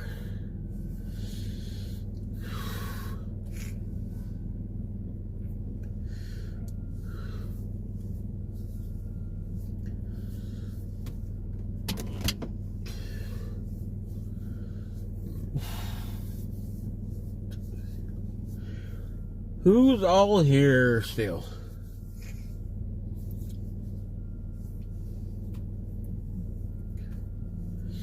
Tomorrow, weather's good. It's only really nice on tomorrow. Right now, it's only, according to my car, it's only 49 degrees. And I know that my nose is very congested wise. And really, just really stuffy. And I know for a fact that I'm going to be, I don't know, totally. So tomorrow, I'm going to cook out. I want to cook out.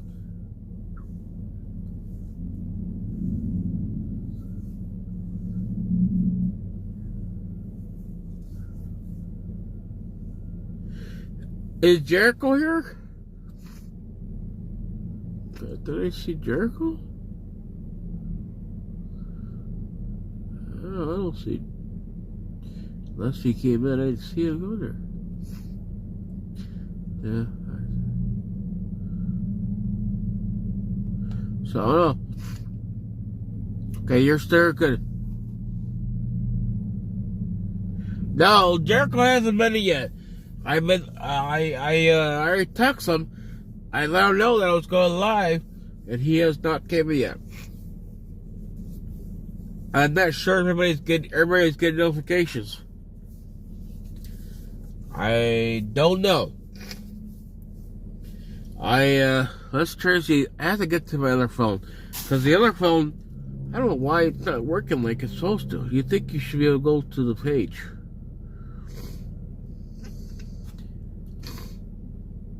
Okay, let's go here.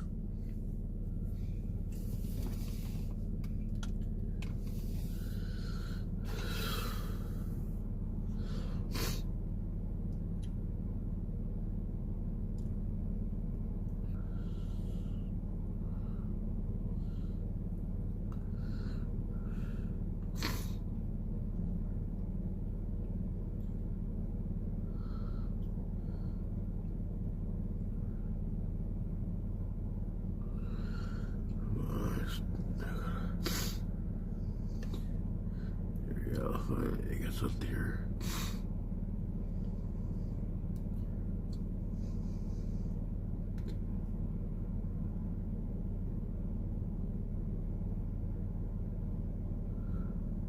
Oh, well, I didn't see. Look at what.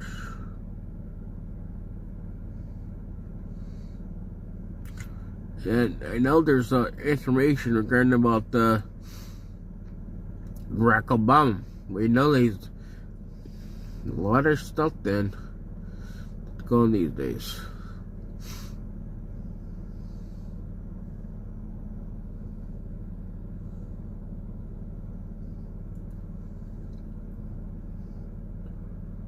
So we can try to.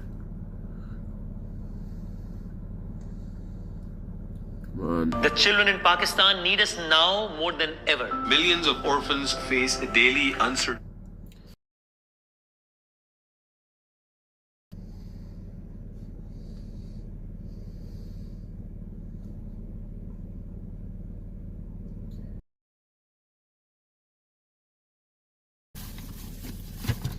I watched. I was in there early. I don't think I see me in there.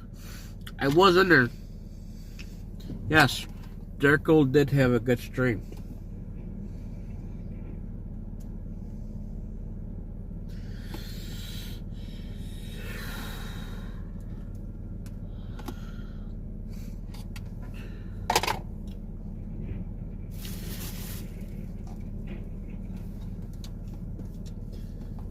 I went back onto American Voice there. I was looking for more January 6th stuff there. I didn't find there. So I might have to go to Diamond Silk show. I know Diamond Silk does it too. I don't know if you watch Diamond Silk. Diamond Silk, she does interviews with the J Sisters too. But the other way I can see that is on Rebel. And for some reason, Rumble is not working right. I don't know why, but it's not. I don't know. Anybody here has a problem with Rumble? Because Rumble's not working.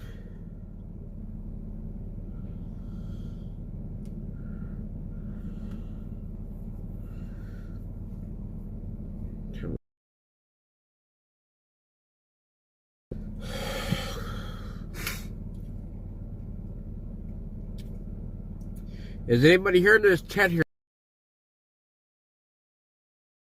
Rumble is not working for me.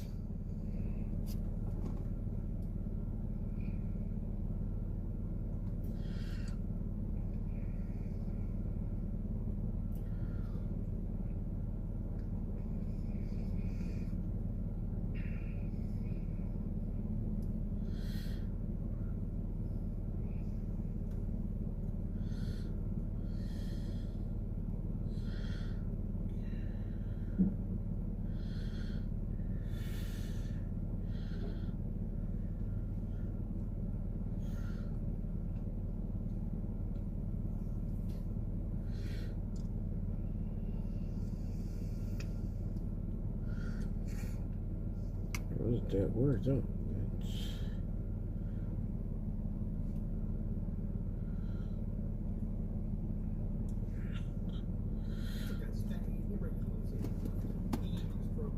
Yeah, I know. I follow him on Rumble.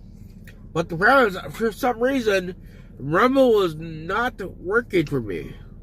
So, I could not use Rumble right now. As much I hate that, but I can't.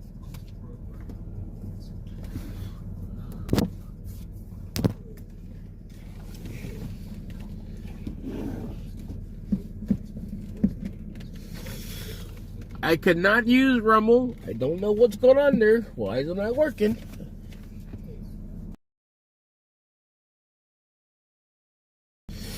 So as much as I really hate it, Rumble's just not working.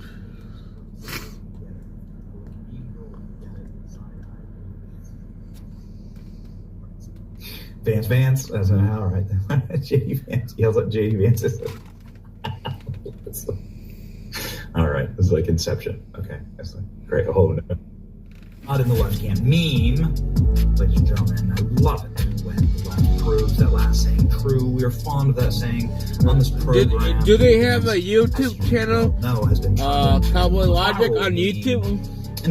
I only know on Rumble. Open up your feed without saying a JD Vance meme. What is the JD Vance meme? Well, it's pretty much just taking a pop culture moment and replacing JD Vance's face.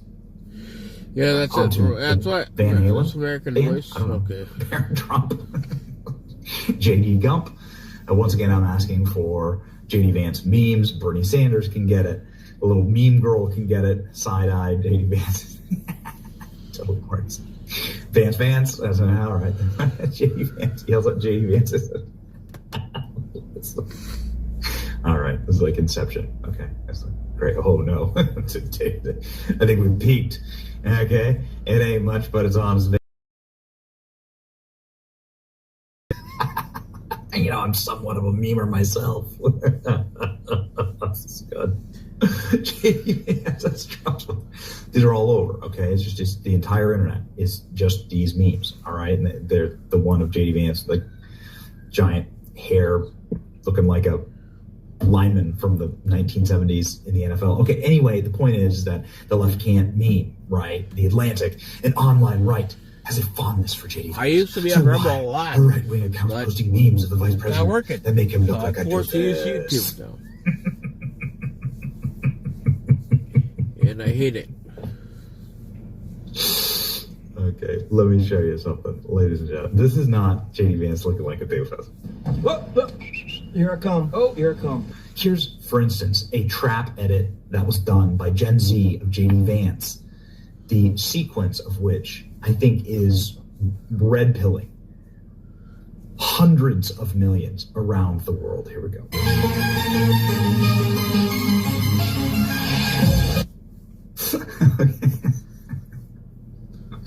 I mean, whatever you think of it, many are saying it is impossible to overstate the importance of these J.D. Vance edits. The MSMs think harms vice president when it actually, in fact, is making him irresistible cultural force who will be voted president in 4 years' time by an unheralded popular landslide. You agree with me? Yeah, I think Donald Trump might agree. Donald Trump's collecting his rare J.D. Vance memes.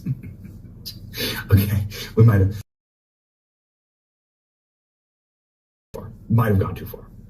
The J.D. Vance memes, they continue, they just go forever, and this one's good. Vances with wolves, this one's just good.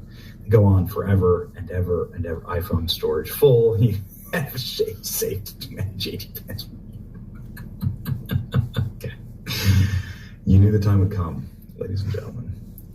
J.D. Vance has finally shared a J.D. Vance meme. All right. This is memeception. This is meme inception. J.D. Vance posting him as Leonardo DiCaprio in Once Upon a Time in Hollywood, the famous, like, Leo DiCaprio pointing at the TV, right, drinking a beer, smoking a cigarette, and this is effectively J.D. Vance saying, I see you, okay, I see you memers.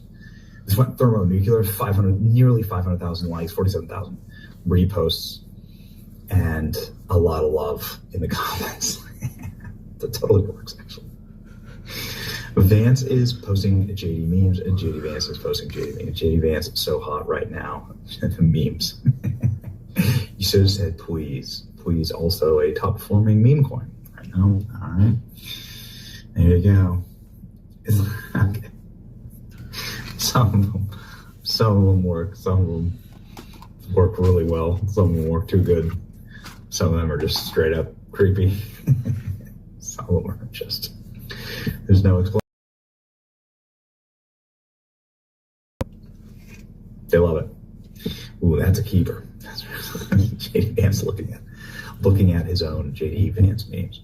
So why is this important? Why is it important that J.D. Vance shared a J.D. Vance meme, right? Like, there's obviously has to be something to it. We're taking the time to really acknowledge this, and this is seen by 117 million people. If I may, like, get on my soapbox here for just a second. The reason why it's important is because this is the media now. That people don't tune into corporate media. They don't care about corporate media. They don't want corporate media. They want mimetic news. They want to learn about the world around them through memes. They want to laugh a little bit. And this is actually an ancient art form. Not only are there drawings on the inside of prehistoric caves, but also telling stories in parables, political cartoons. You know, political cartoons, which is the original meme, right? A cartoon of a politician, right? A caricature of a politician. The original SNL was like political cartoons, right? You know, like those were some of the first things banned by King George when he started to get pissed off at the colonies, because he didn't like being memed. He didn't like being drawn. He didn't like the fact that the colonists were able to make a joke of him. Meme culture, internet culture, is just an extension of that. People have always been doing that. In a free society, you always want to be able to do that because your leaders deserve ridicule. They just, you know, and a lot of these JD memes, I mean, probably he doesn't like, I don't know. I have no idea if he likes them or not. But you know, that some of them aren't flattering to JD. But what he's doing here is he's saying, I'm in on the joke. I'm here with you guys. I get it. I understand. And you can't control it, right? If this was Kamala Harris, no one would ever make Kamala Harris. Kamala Harris, she'd have to pay people to make them. They'd be made in a laboratory. It'd be pedantic and totally sanitized, full of PR. Like it wouldn't seem authentic. These are authentic, and it says like I'm with you, I'm one of you, actually, by engaging in the meme.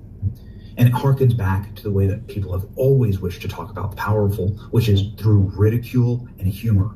People have always wanted that. And so J.D. Vance engaging in that is a good thing. It says so much about him and his understanding of the mediums that people are already communicating with that scale, and it's going to just get bigger.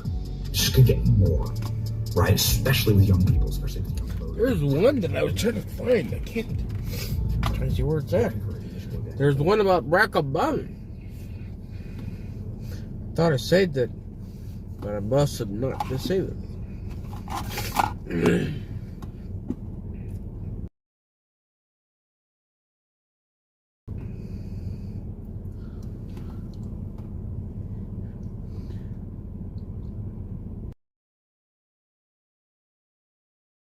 Oh yeah.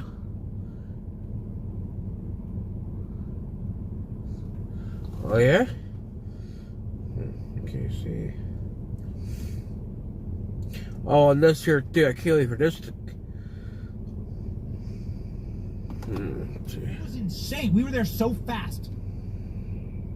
Ladies and gentlemen, so many questions.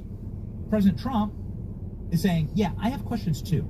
And it's damn time that the American public hear what this is about. Yeah, we need to know the truth.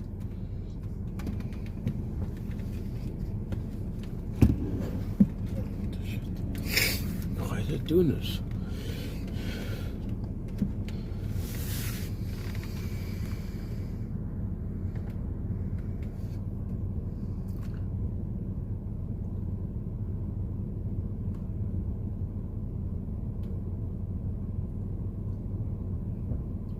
Well, good night to you. It's only, 10:27, so, I mean, but I'll let you go to bed.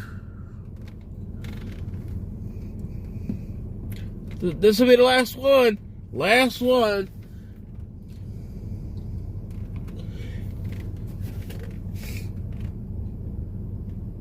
Good, I got him early. We have no idea if this is what President Trump's going to announce at the White House. Again, ladies and gentlemen, here's a live shot of the White House right now. You can see the beautiful American flag fluttering in the wind. We await President Trump speaking. And maybe this is what he's going to talk about. But until we figure that out, we're going to talk about it. That's what we're going to do. This is what, ladies and gentlemen, we asked Kristi Noem this week about Matthew Thomas Crooks. The reason why we asked this question, and not like a question like the corporate media asks, like, do you like the sky? Is the sun hot? Like, are you happy? Like, we don't ask dumb questions. We ask pointed questions that get at actual fact patterns that you want to know about. This is a time for radical transparency. So it doesn't make us a ton of friends. I mean, it does make us a ton of friends. Like, Trump secretaries are coming on, like cabinet secretaries are coming on the show like crazy, and we're honored for it. But the reason why we make news cycles like this is because we listen to you, and we love you, and we are you. And so we have the same concerns. So ladies and gentlemen, I think we threw Kristi Noem off a little bit here. We asked about Matthew Thomas Crooks, and we set it up by saying, like, listen, Madam Secretary, in all due respect, you're in charge of Secret Service. You're in charge of the Department of Homeland Security, Secret Police, Department of Homeland Security Investigations, who was training with Matthew Thomas Crooks. We'll show you what was that about. You have all this evidence. You have his cell phone. You have all of his devices. You have his creepy. Why is his whole family so mysterious? Why'd he go to D.C.? We asked the secretary the best that we can do right now, and we started this news cycle. Here we go. I couldn't believe it. A retired veteran showed me this little device that gives his family all the water they need during a big emergency. It just sits on a shelf. We asked the secretary the best that we can do right now, and we started this news cycle. Here we go. Service has some bad advertisements, Yes. right? Like the assassination attempt in Butler. Yes. And many people, especially in our audience, are frustrated at the lack of understanding of what the motivation was, who was Matthew Thomas Crooks talking to on the phone, what was happening behind the scenes. Some investigators are out saying he might not have acted alone. Again, what people want, I think, is just information because it seems so strange. This guy almost started a civil war, changed the course of human history with 8 shots on the president. Well, we need to know the truth, and Americans deserve the truth. They really do. Yeah, and that is all information that the president will be fully briefed on and will know, and that the American public will know. What I will say also is that what we have seen continuously, and what I see as a fundamental flaw, is a breakdown in communication. And it's part of my job at DHS is to help streamline that. If you look at that situation in Butler, the communication between Secret Service, the local law enforcement, it was a breakdown in how they communicate and how they do it in a situation like that. But we see the same thing happening in a crisis that could be in responders communicate with the state responders, with the local emergency management operators. A lot of times when we see failures in FEMA or in failures in other departments and agencies, it's because they weren't communicating. And for me, my job, what I believe needs to happen so many times is a pre-education and a structure for how we communicate and how we do things before they happen. Sean knows that part of that training that needs to happen is educating folks on how we're going to work with local law enforcement before that event ever comes, and spending time to create those communication structures, because you guys are if you go back very to young. the investigations that the House and the Senate Young, have done healthy. into Butler, a lot of it feel was good. they weren't talking to each other, they weren't cooperating together, therefore their assets weren't fully utilized. And how did that happen? How did 8 shots get off? And is he I get acting about alone? 3 We hours still have sleep the at answers night. because we weren't talking to each other. So you don't know do if it he's every acting day. alone. Well, it's not my purview to say to you today what all of that, but I will say that it all is information that the American public will have at the appropriate So there is an investigation going on. Oh, and we will learn a lot absolutely. more. And members of Congress are still working on that as well, too. So it's not just an investigation, you know, with law enforcement entities in the country, but also Congress is still very much on top of it. So we're going to get to the Ukrainian militant who nearly killed Trump as well. Don't worry, we'll skin him alive.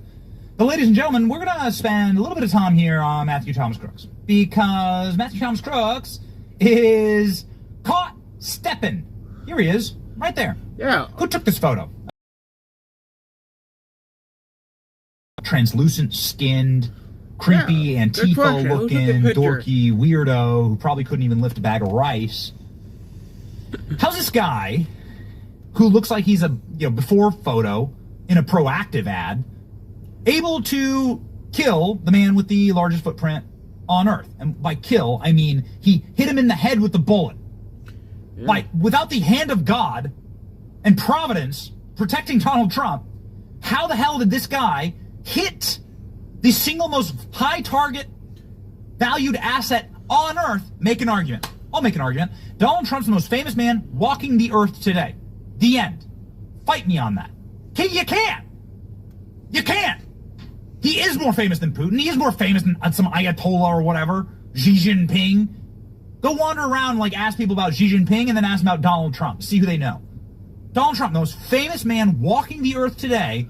They got a successful headshot on him, killed people, shot other people, 8 shots on President Trump, and he's talking with someone. Yeah, Who is it? Yeah. We need to This is a know. photo taken from a sniper. It's like Matthew Thomas Crooks knew exactly where on the rooftop to stand and to crawl to. He crawled to the exact right location where there wasn't going to be an agent able to take him out. We did a whole documentary on this. ALX, it might be worth actually loading up a portion of that documentary, because we are the only show. Matthew Thomas Crooks. There it is. There's the blood trail. That's us. I filmed this from my cell phone. We stood right at his sniper position. Donald Trump was at the Red Barn. This is how close. I'm just zooming in with my iPhone. Donald Trump's at the Red Barn. There you go. See those sticks? That's how close he was. Any gun owners out there? You know how easy of a shot that is? This is with my cell phone. See the sticks? See the guy standing there on the sticks? I'm laying literally right in the sniper position. Right here. You only show it the balls to actually go there, ladies and gentlemen. And of course, you remember the red barn. That was where the Secret Service was. The roof here is sloped, LOL. Sloped in the sense that, the Secret Service was so scared to be on the sloped roof. Remember that? Remember how they tried to lie to you? That's another indication. That's another indication that all of this is garbage. All of this is complete and total bull dung. You've been fed lies. Yep. It's very important, obviously, that video. I want to just establish one more thing. Can we go back to that video? Because we knew what we were looking for here. The Secret Service should have had snipers in these windows. I could go. This might be a 4-hour show. I mean, I could go on. We've studied this so much. That laid down in the guy's blood. Okay. Oh, and why was the roof sprayed off? That's another question. Why was it washed off? Why was he cremated? Dude got cremated faster than a household pet. Dude. Your little canary dies? Matthew Thomas Crook was cremated faster than that. Have we ever seen a toxicology report? Hey, ask yourself a question. Well, I know George Floyd's toxicology report. George Floyd was killed with fentanyl. George Floyd died of fentanyl poisoning. Yeah, he did. George Floyd, if anything, is a major warning sign against the amount of poisonous fentanyl that's being fed into our country. But we're not ready to have that conversation, are we? Have you seen a toxicology report from Matthew Thomas Crooks? The guy that nearly started a civil war and changed all world history? Have you seen any data from his cell phone? No, because they scrubbed it. Look at this. FBI fires back a claim that Crook's body was cremated days after Trump assassination attempt by saying, yes, we cremated his body. Add a teaspoon of this to a glass of ice-cold water before you go to bed tonight and watch what happens to that stubborn belly fat. You won't have to starve yourself, and you won't have to spend hours on the treadmill either. This is incredible. Congressman to view Crooks' body, and nobody on the ground in Butler knew that it had already been handed back to the suspect's family and immediately cremated. This caused quite a stir and revealed a very disturbing fact. He was trying to find he was trying to look at the dead body because he wanted to be the only independent source that ever saw the dead body. You've received nothing. My efforts to examine Crooks' body, this is from Congressman Clay Higgins, fantastic congressman, former sheriff, member of law enforcement, caused quite a stir and revealed a disturbing fact. The FBI released the body for cremation 10 days after the assassination attempt. So where the hell is the toxicology report? Nobody knew this. Nobody asked. The county coroner, law enforcement, said, we had no idea. Butler County coroner technically has the legal authority over the body. But the FBI shoved that sucker right into the flames. The FBI said, nope, gone. The FBI can be seen, I don't know if we could grab this, that'd be great. FBI could be seen power washing the roof right before we got there. Yep. Literally a day before we got there, the FBI power washed the roof. So let's go back to the video that I filmed. It's very important. This shows you what an inside job all this was. Either Matthew Thomas Crooks is the single luckiest guy. Matthew Thomas Crooks, kind of guy that should have invested in Bitcoin back in 2008, right? He's the guy that goes to the casino and just bets on black, wins the house every single time. He's either the luckiest human being to ever flipping live based on the preponderance of absolute golden miracles that were handed to him that day for him to successfully get a pot shot off the president. Let's talk through some of the abject, miraculous walk through a series of slot machine, pull everything. So you walk through 20 slot machines, you pull every handle, and every single time you get jackpot, jackpot, jackpot right across. You do it 20 times in a row. This was Matthew Thomas Crooks' day. Matthew Thomas Crooks, who was escorted out of the rally, who tried to enter the rally with a viewfinder, who should have been arrested immediately on the spot for trying to enter the rally with a rangefinder. Rangefinders are only used for people that are ready to shoot something. That's the only reason you would use a rangefinder.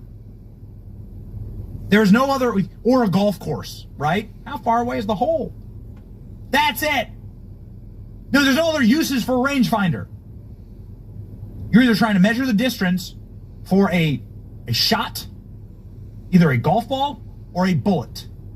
So he walks in with a rangefinder and they just let him go.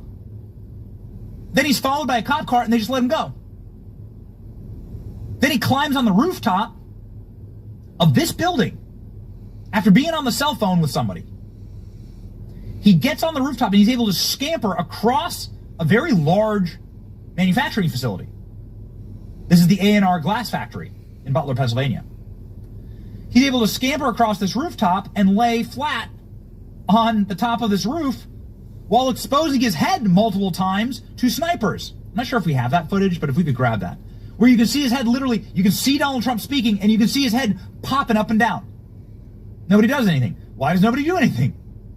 Because, and forgive me for jumping here, because there's no Overwatch at the highest location. Anybody who's ever been to war or anybody who knows literally anything about anything knows that you want to be on the highest location in order to see what's going on in case of an emergency. Duh. You ever been to a playground? Have you ever been to have you ever watched have you ever watched like Curious George or Sesame Street? You clearly understand what I have the high ground, Anakin, means. Nobody was up on that watchtower. Nobody was up there. This, of course, would have been so I'm standing right where Matthew Thomas Crooks was. This would have been the easiest kill shot ever from the watchtower. Hey, there's a weirdo with a gun. Dead. See ya. Nobody was up there. Why the hell was nobody up there? That seems strange and absolutely a break in protocol. And then, what gets better, there's his blood again. There should have been a sniper right in that window. Inside job. There was a sniper in that window. There were 2-man sniper team in that window. He should have been a 4-man sniper team. Who sent him home? Then the other guy hears there's somebody crawling around on the rooftop. So he goes down to go figure it out. He gets locked out of the building. His key card doesn't work. And then, so the sniper who should have been in that position, look at how easy that shot would have been. This is like Chuck E. Cheese, like layup shots. That's the sniper who's sitting there in the window. He has to go down and get his buddy out. So then there's no sniper in the window. So Matthew Thomas Crooks is able to trot around on the rooftop right here. Look, you can literally see his dumb ass wobbling around on the rooftop, exposing his head. Oh, he's such a smooth criminal. Oh, he's so smart. He's such a great operator. Nope, he's not. It's like they knew the one position at this rally where some guy, and they created an environment where this one guy, no matter how stupid he is, would be able to get shots off on Trump. The jackassery of all of this. There are no coincidences, ladies and gentlemen. And so then what happens? Matthew Thomas Crooks is not only able to fire, not only do the snipers not either see him and not shoot, he's able to fire 8 shots. We have the... Go ahead and listen to the number of gunshots that he's able to get off before anybody returns fire. Let's go. If you want to really see something that said, take a look at what happened.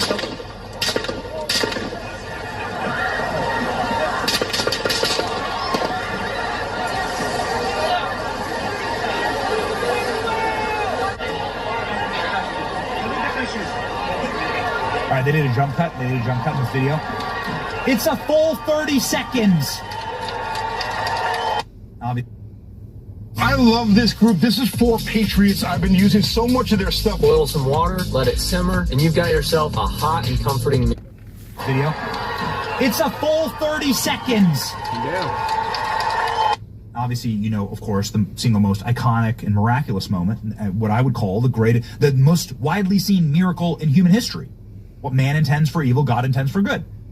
This is the most widely seen miracle in human history. Okay, that Trump got up from that. What if Matthew Thomas Crooks had just trained his fire on Trump? It's macabre, but the reality is he would have been able to shoot through the Secret Service agents.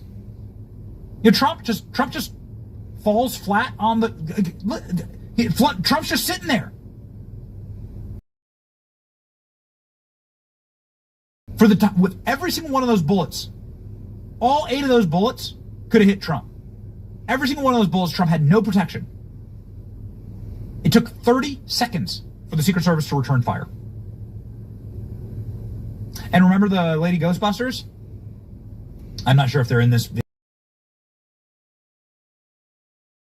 That couldn't even holster their weapon. They're all from Homeland Security investigations. Ooh, boy, we're going to jump into that too. What's this Homeland Security investigation? What a dirty little operation. Homeland Security Investigations, of course, is a strange little group that's part of every single PSYOP that's been pulled on our movement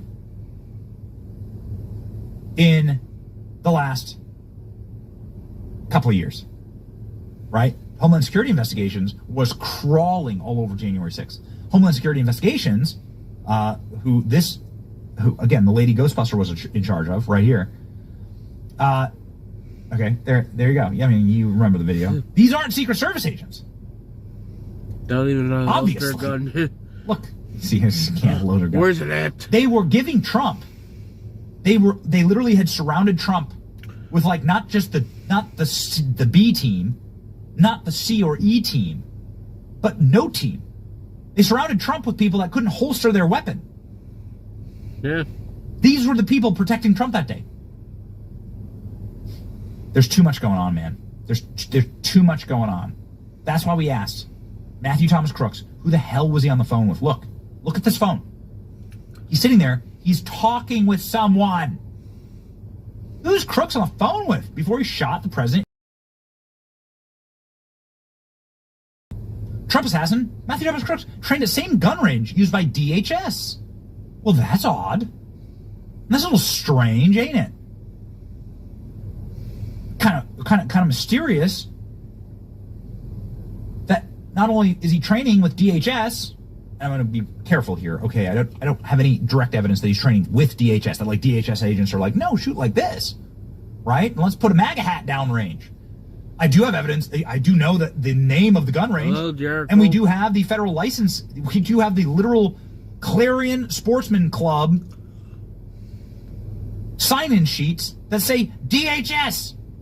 And then here's Matthew Thomas Crooks' name. I'm sorry. That's insane. It's on the same day. It's on the same day. Okay, 22. Here we go. 22, 23. All right, so let's be accurate. This says 22. This says 23. But either way, we have the sign-in sheet. It's the same range. And call it what it is. It's within the same hours of shooting at the same range. That's a little strange. That's a little odd. You know what's also odd is that Matthew Thomas Crooks kept going mysteriously to D.C. What's he doing? This scumbag's effectively fun employed. He's a loser. He has no life. He has no social media. No social media. Yep. Hey, Alex, was that ever confirmed? There's a site called Gab. The owner of Gab, Andrew Torba, had a record of a guy named Matt regularly arguing in favor of Joe Biden. We know that Matthew Thomas Crooks donated to Joe Biden. He donated to far left-wing causes using Act Blue, the Democrat donation vector. All this, it's all a psyop that he's a Republican. No, he's not. His parents are school counselors. He's living with his parents. He's a loser, yet he keeps going to D.C. Why is that exactly? What was he doing in D.C.? And where did he go in D.C.? Well, within blocks of the FBI. We found the assassin's connections in in-depth analysis of mobile tracking movements. To do this, we tracked devices that regularly visited Crooks' home and place of work. So why were these mysterious visits? What were these mysterious visits from Washington, D.C. to Matthew Thomas Crooks' home? Look at this. So this is the area of the FBI, so the Chinatown area of Washington, D.C. Someone who regularly visited Crooks' home and work also visited a building in Washington, D.C. located in Gallery Place. This is right next to the FBI. Whose device is this? Can we please get that information? Another device visited Plymouth, Massachusetts. We found one device linked to Crooks' work that traveled to Butler, Pennsylvania on July 4th and July 8th. The device then stopped all activity. It's like a scouting trip. One device linked to Crooks visited Allegheny Arms. We know that he bought we know that he bought his ammunition from there. Here's all the relevant locations within Bethel Park, Pennsylvania that are linked to Thomas Crooks' home and place of work. This Saturday, big one. By the way, why don't we know anything about Thomas Crooks' home? Somebody please explain that? Somebody please explain why he's in a BlackRock ad? Thomas Crooks appeared in BlackRock ad in 2022. Yeah. This isn't at all controversial to say because it's literally real. BlackRock admits it.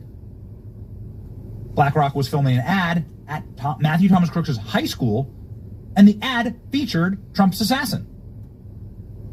He was not paid, nor was he hired by the company as an actor. 2022, says BlackRock, we ran an ad featuring Bethel Park High School in which several unpaid students briefly appeared in the background, including Matthew Thomas Crooks. They've scrubbed the ad now from the internet. The Secret Service fatally shot Crooks, whose motive for opening fire remains unknown. That's right. The FBI is investigating the shooting.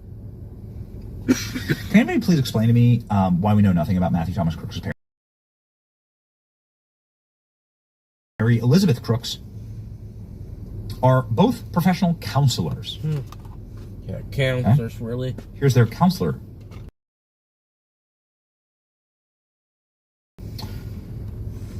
And they refuse to go out in public. They shop at 3 a.m. in the morning. Here they are, here, a Fox News video. They're counselors. They put masks on their faces, cover their faces, and refuse to say anything to the public. They wear diaper masks. We have no comment. Give us our space. Well, your kid shot the president in the head. Do you have like, can you like say you're sorry about that? Or like you're sorry that Trump got shot in the head? Matthew Thomas Crooks' dad said one thing to the camera, one time. Check this out. Mr. Crooks, was there anything that might have made you aware of what your son was up? How were the pioneers preserving fruits and vegetables? It was all about one crucial ingredient. Did you know there's a way to preserve bananas with all their nutrients for up to 2 years? Some people... Mr. Crooks, was there anything that might have made you aware of what your son was up to? Explain why your son has such a limited social circle? Is there any statement you'd be willing to share with us right now, Mr. Crooks? I gotta pee.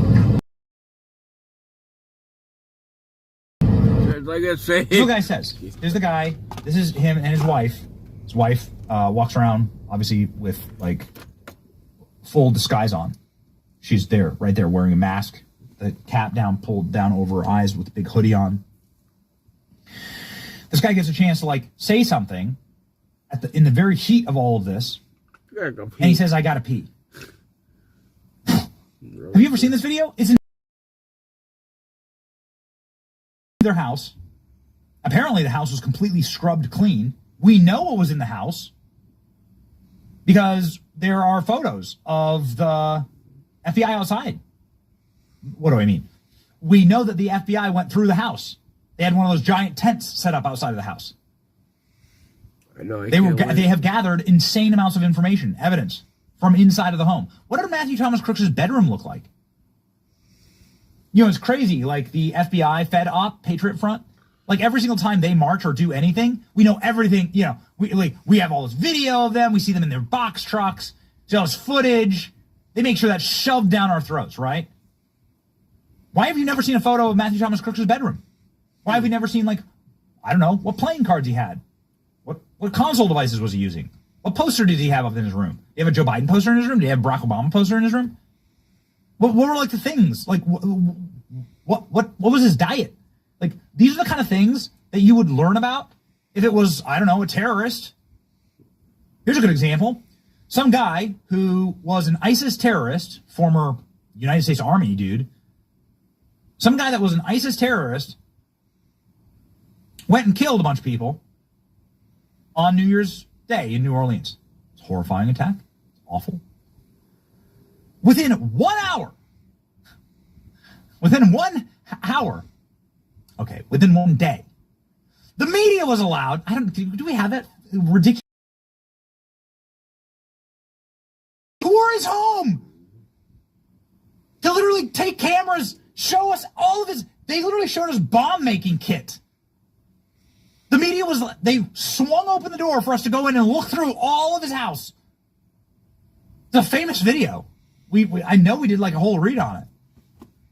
It's the New York Post, if I recall correctly. They're like wandering through. Oh, here's his Quran. Here's his comb. Here's his bomb-making kit. Here are all of his weapons. Okay. I'm not saying maybe, I don't think that's probably what should have happened, but it is what happened. So where's that video of Matthew Thomas Crooks' house? Can somebody explain that to me? I'm not trying to I pray for the dead. I'm so sorry that people lost their lives in New Orleans. We're angry about it. We want it to stop. I'm not trying to discount that. But shooting Trump in the head is on a different level. It just is, because you'd start a civil war, honestly, with that attack. Like, you kill Trump, you start a civil war. You destroy the global order. You change the course of all human history. So why do we know nothing about him? I agree with you. It was. Why have you never seen inside of Matthew Thomas Crooks' house? Here's his house right there. Here's his house. Okay, so there's his home. You see on the screen there. Side of his house. They were clearly combing the house for something. Here's the home. They were looking for something. Maybe they got it. Matthew Thomas Crooks' parents called law enforcement before the Trump rally to say that they were worried about their kid. Matthew Thomas Crooks just verified that Matthew Crooks' dad lives at the same address as now deceased son, along with his wife. They're both professional counselors. Professional counselors. Okay. Licensed social workers. Crazy. Do we have that? Like, here's what you got. Here's what you got. Okay, if it's an ISIS terrorist, here's what we get. So if it's a member of ISIS, yeah, ISIS, yeah. So if it's an ISIS terrorist, here's what we get. Here you go. Look, here we can touch everything. We can see everything. See every single little thing. Look, it's his Quran. Look. I guess I'm not arguing with this level of transparency. A lot of people said it was very strange. Look, we're gonna 24 hours after he murders 12 Americans, we're just gonna wander around, show you what's in his fridge, show you everything. Like, here's actually the FBI list. There's like the federal paperwork on the guy. We're just gonna leave everything out. Where's this video of Matthew Thomas Crooks' house? Anyone? Nothing? Who has a better life, cats or dogs? Sadly, cats are often seen as low maintenance, so owners don't give them the mental stimulation they need. Dogs get daily walks, fun toys, and play. Nothing?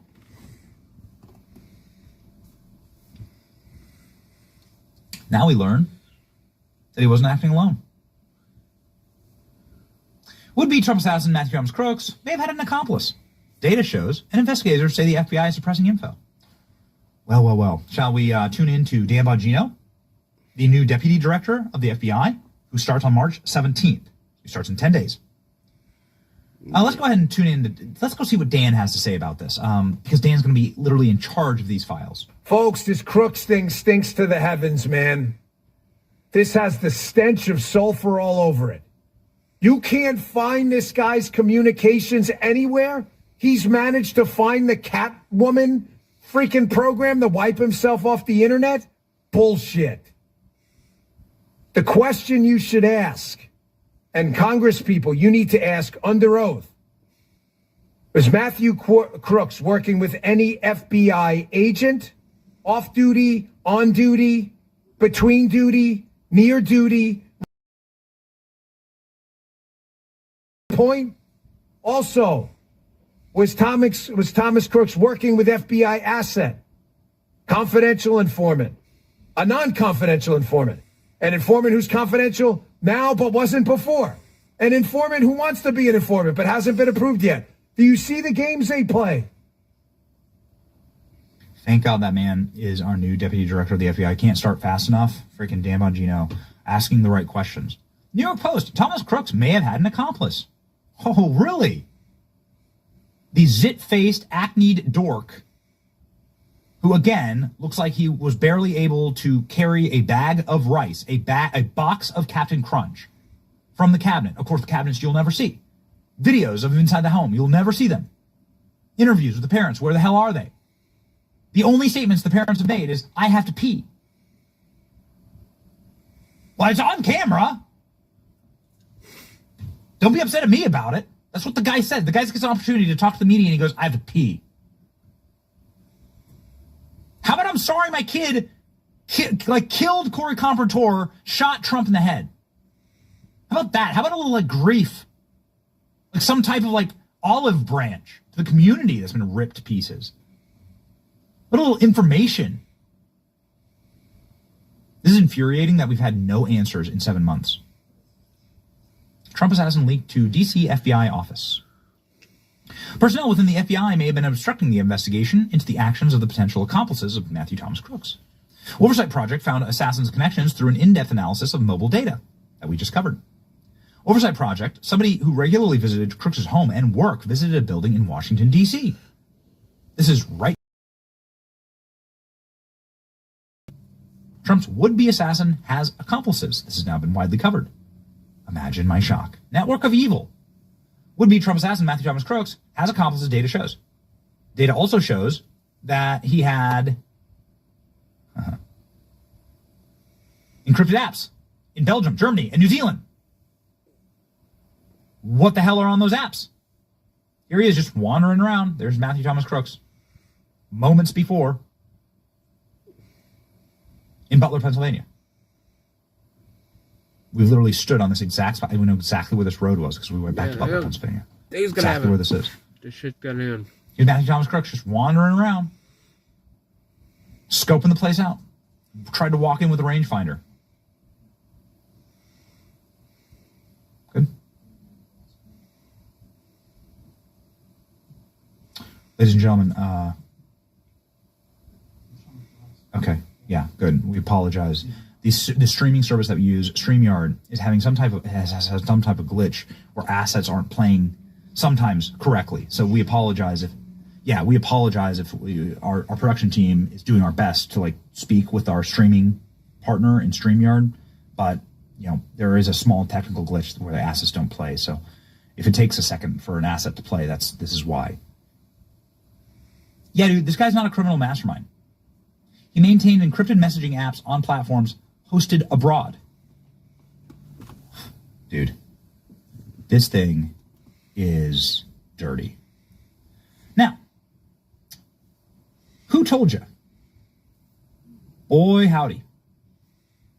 Have we ever been on this for a very, very long time? We had Congresswoman Anna Paulina Luna on the show.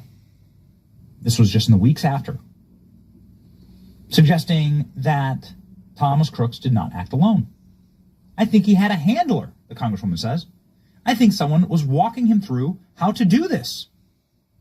This was posted in August, on August 16th. So you're talking a month after Donald Trump. We are out here doing our best to deliver truth on what happened. But I think the darkest we've ever gone into who may be helping and why the FBI is suppressing this information is with Mike Benz. You have to give Mike Benz a second to explain here. Mike Benz is somebody who takes his time to answer these questions because he's very, very thorough and because he's somebody who really thinks these things through. And Mike Benz, in a clip that went thermonuclear at the time, explained how a splinter cell operation from inside of DHS could have facilitated, groomed, and then created the environment for Matthew Thomas Crooks to shoot Trump. And that this could be easily done by simply creating a fifth column of agents inside of a tight cluster. And Mike goes into details about how they do this and how they be remarkably easy, all in-house within DHS through the following mechanism. We know that January 6th was... By this, you mean an assassination on President Trump? Yes. Okay. Allowing a clear shot on the United States president, at a rally. We know that DHS, and specifically a division called HSI, Homeland Security Investigations, had more feds on January 6th than the FBI did.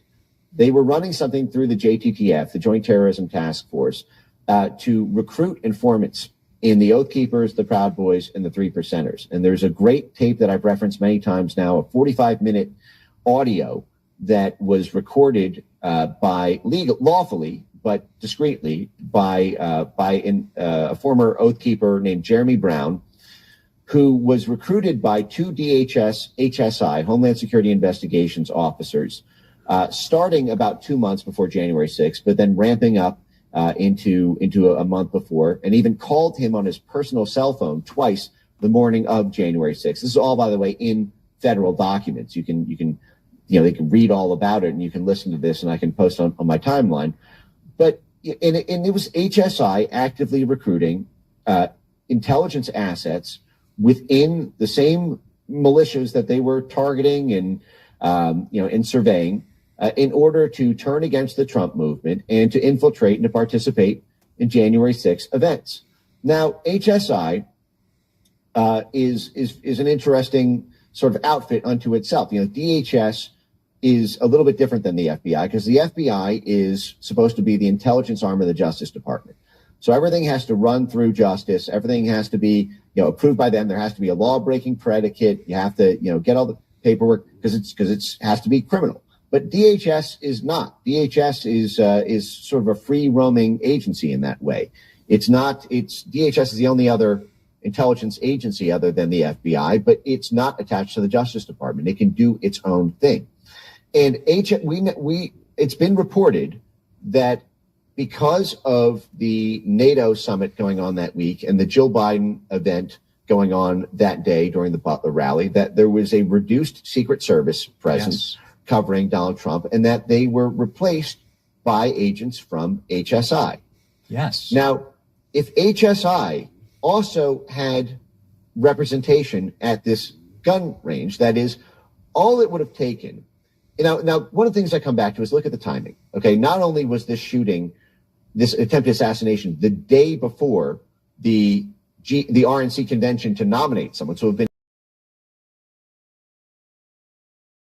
and it was 2 weeks after the SCOTUS immunity decision ended, the Justice Department's ability to kill Trump through 1,000 years in prison.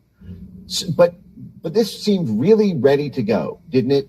The Butler rally took place 1 week, just 1 week after it was announced. And in just 1 week, this guy, was able to, scope the place, was able to construct 3 homemade pipe bombs. God, where have I heard that before?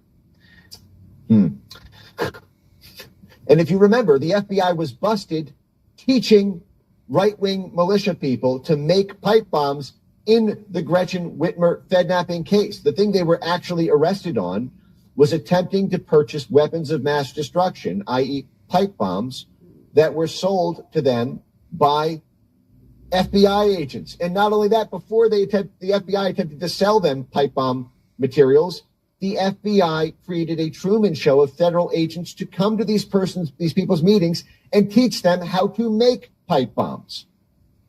We've been asking these questions for so long. And we need answers. That's right. I also am so glad that I got a haircut. Because what the hell is going on there? We're doing our very best, ladies and gentlemen, to bring you truth and to be right, or at the very least, set ourselves up to deliver light in the darkness. All right, everybody. I think you guys are probably getting very tired.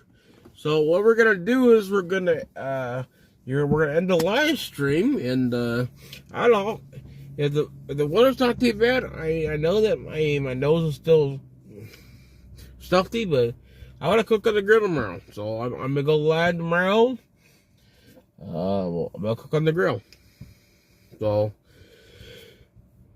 but this Saturday we need to get the money start raising to go for the Saturday. We got an event Saturday we can go do. So hopefully we can get money to go there. I mean, we need money for gas and parking. I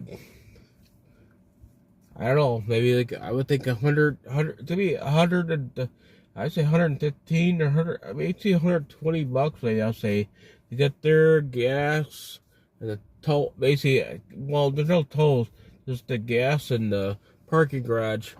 But it's a big event there. So, but all right, I'm gonna let you guys all go. Like I said, tomorrow if weather's nice, and I should be going live tomorrow. I don't care if my nose is all clogged up. I want to make food. So you guys enjoy your night. God bless y'all. Thank you guys for all tuning in there, and thank you to all the mods that came in today and helped out. Remember, people, don't forget to pray to God.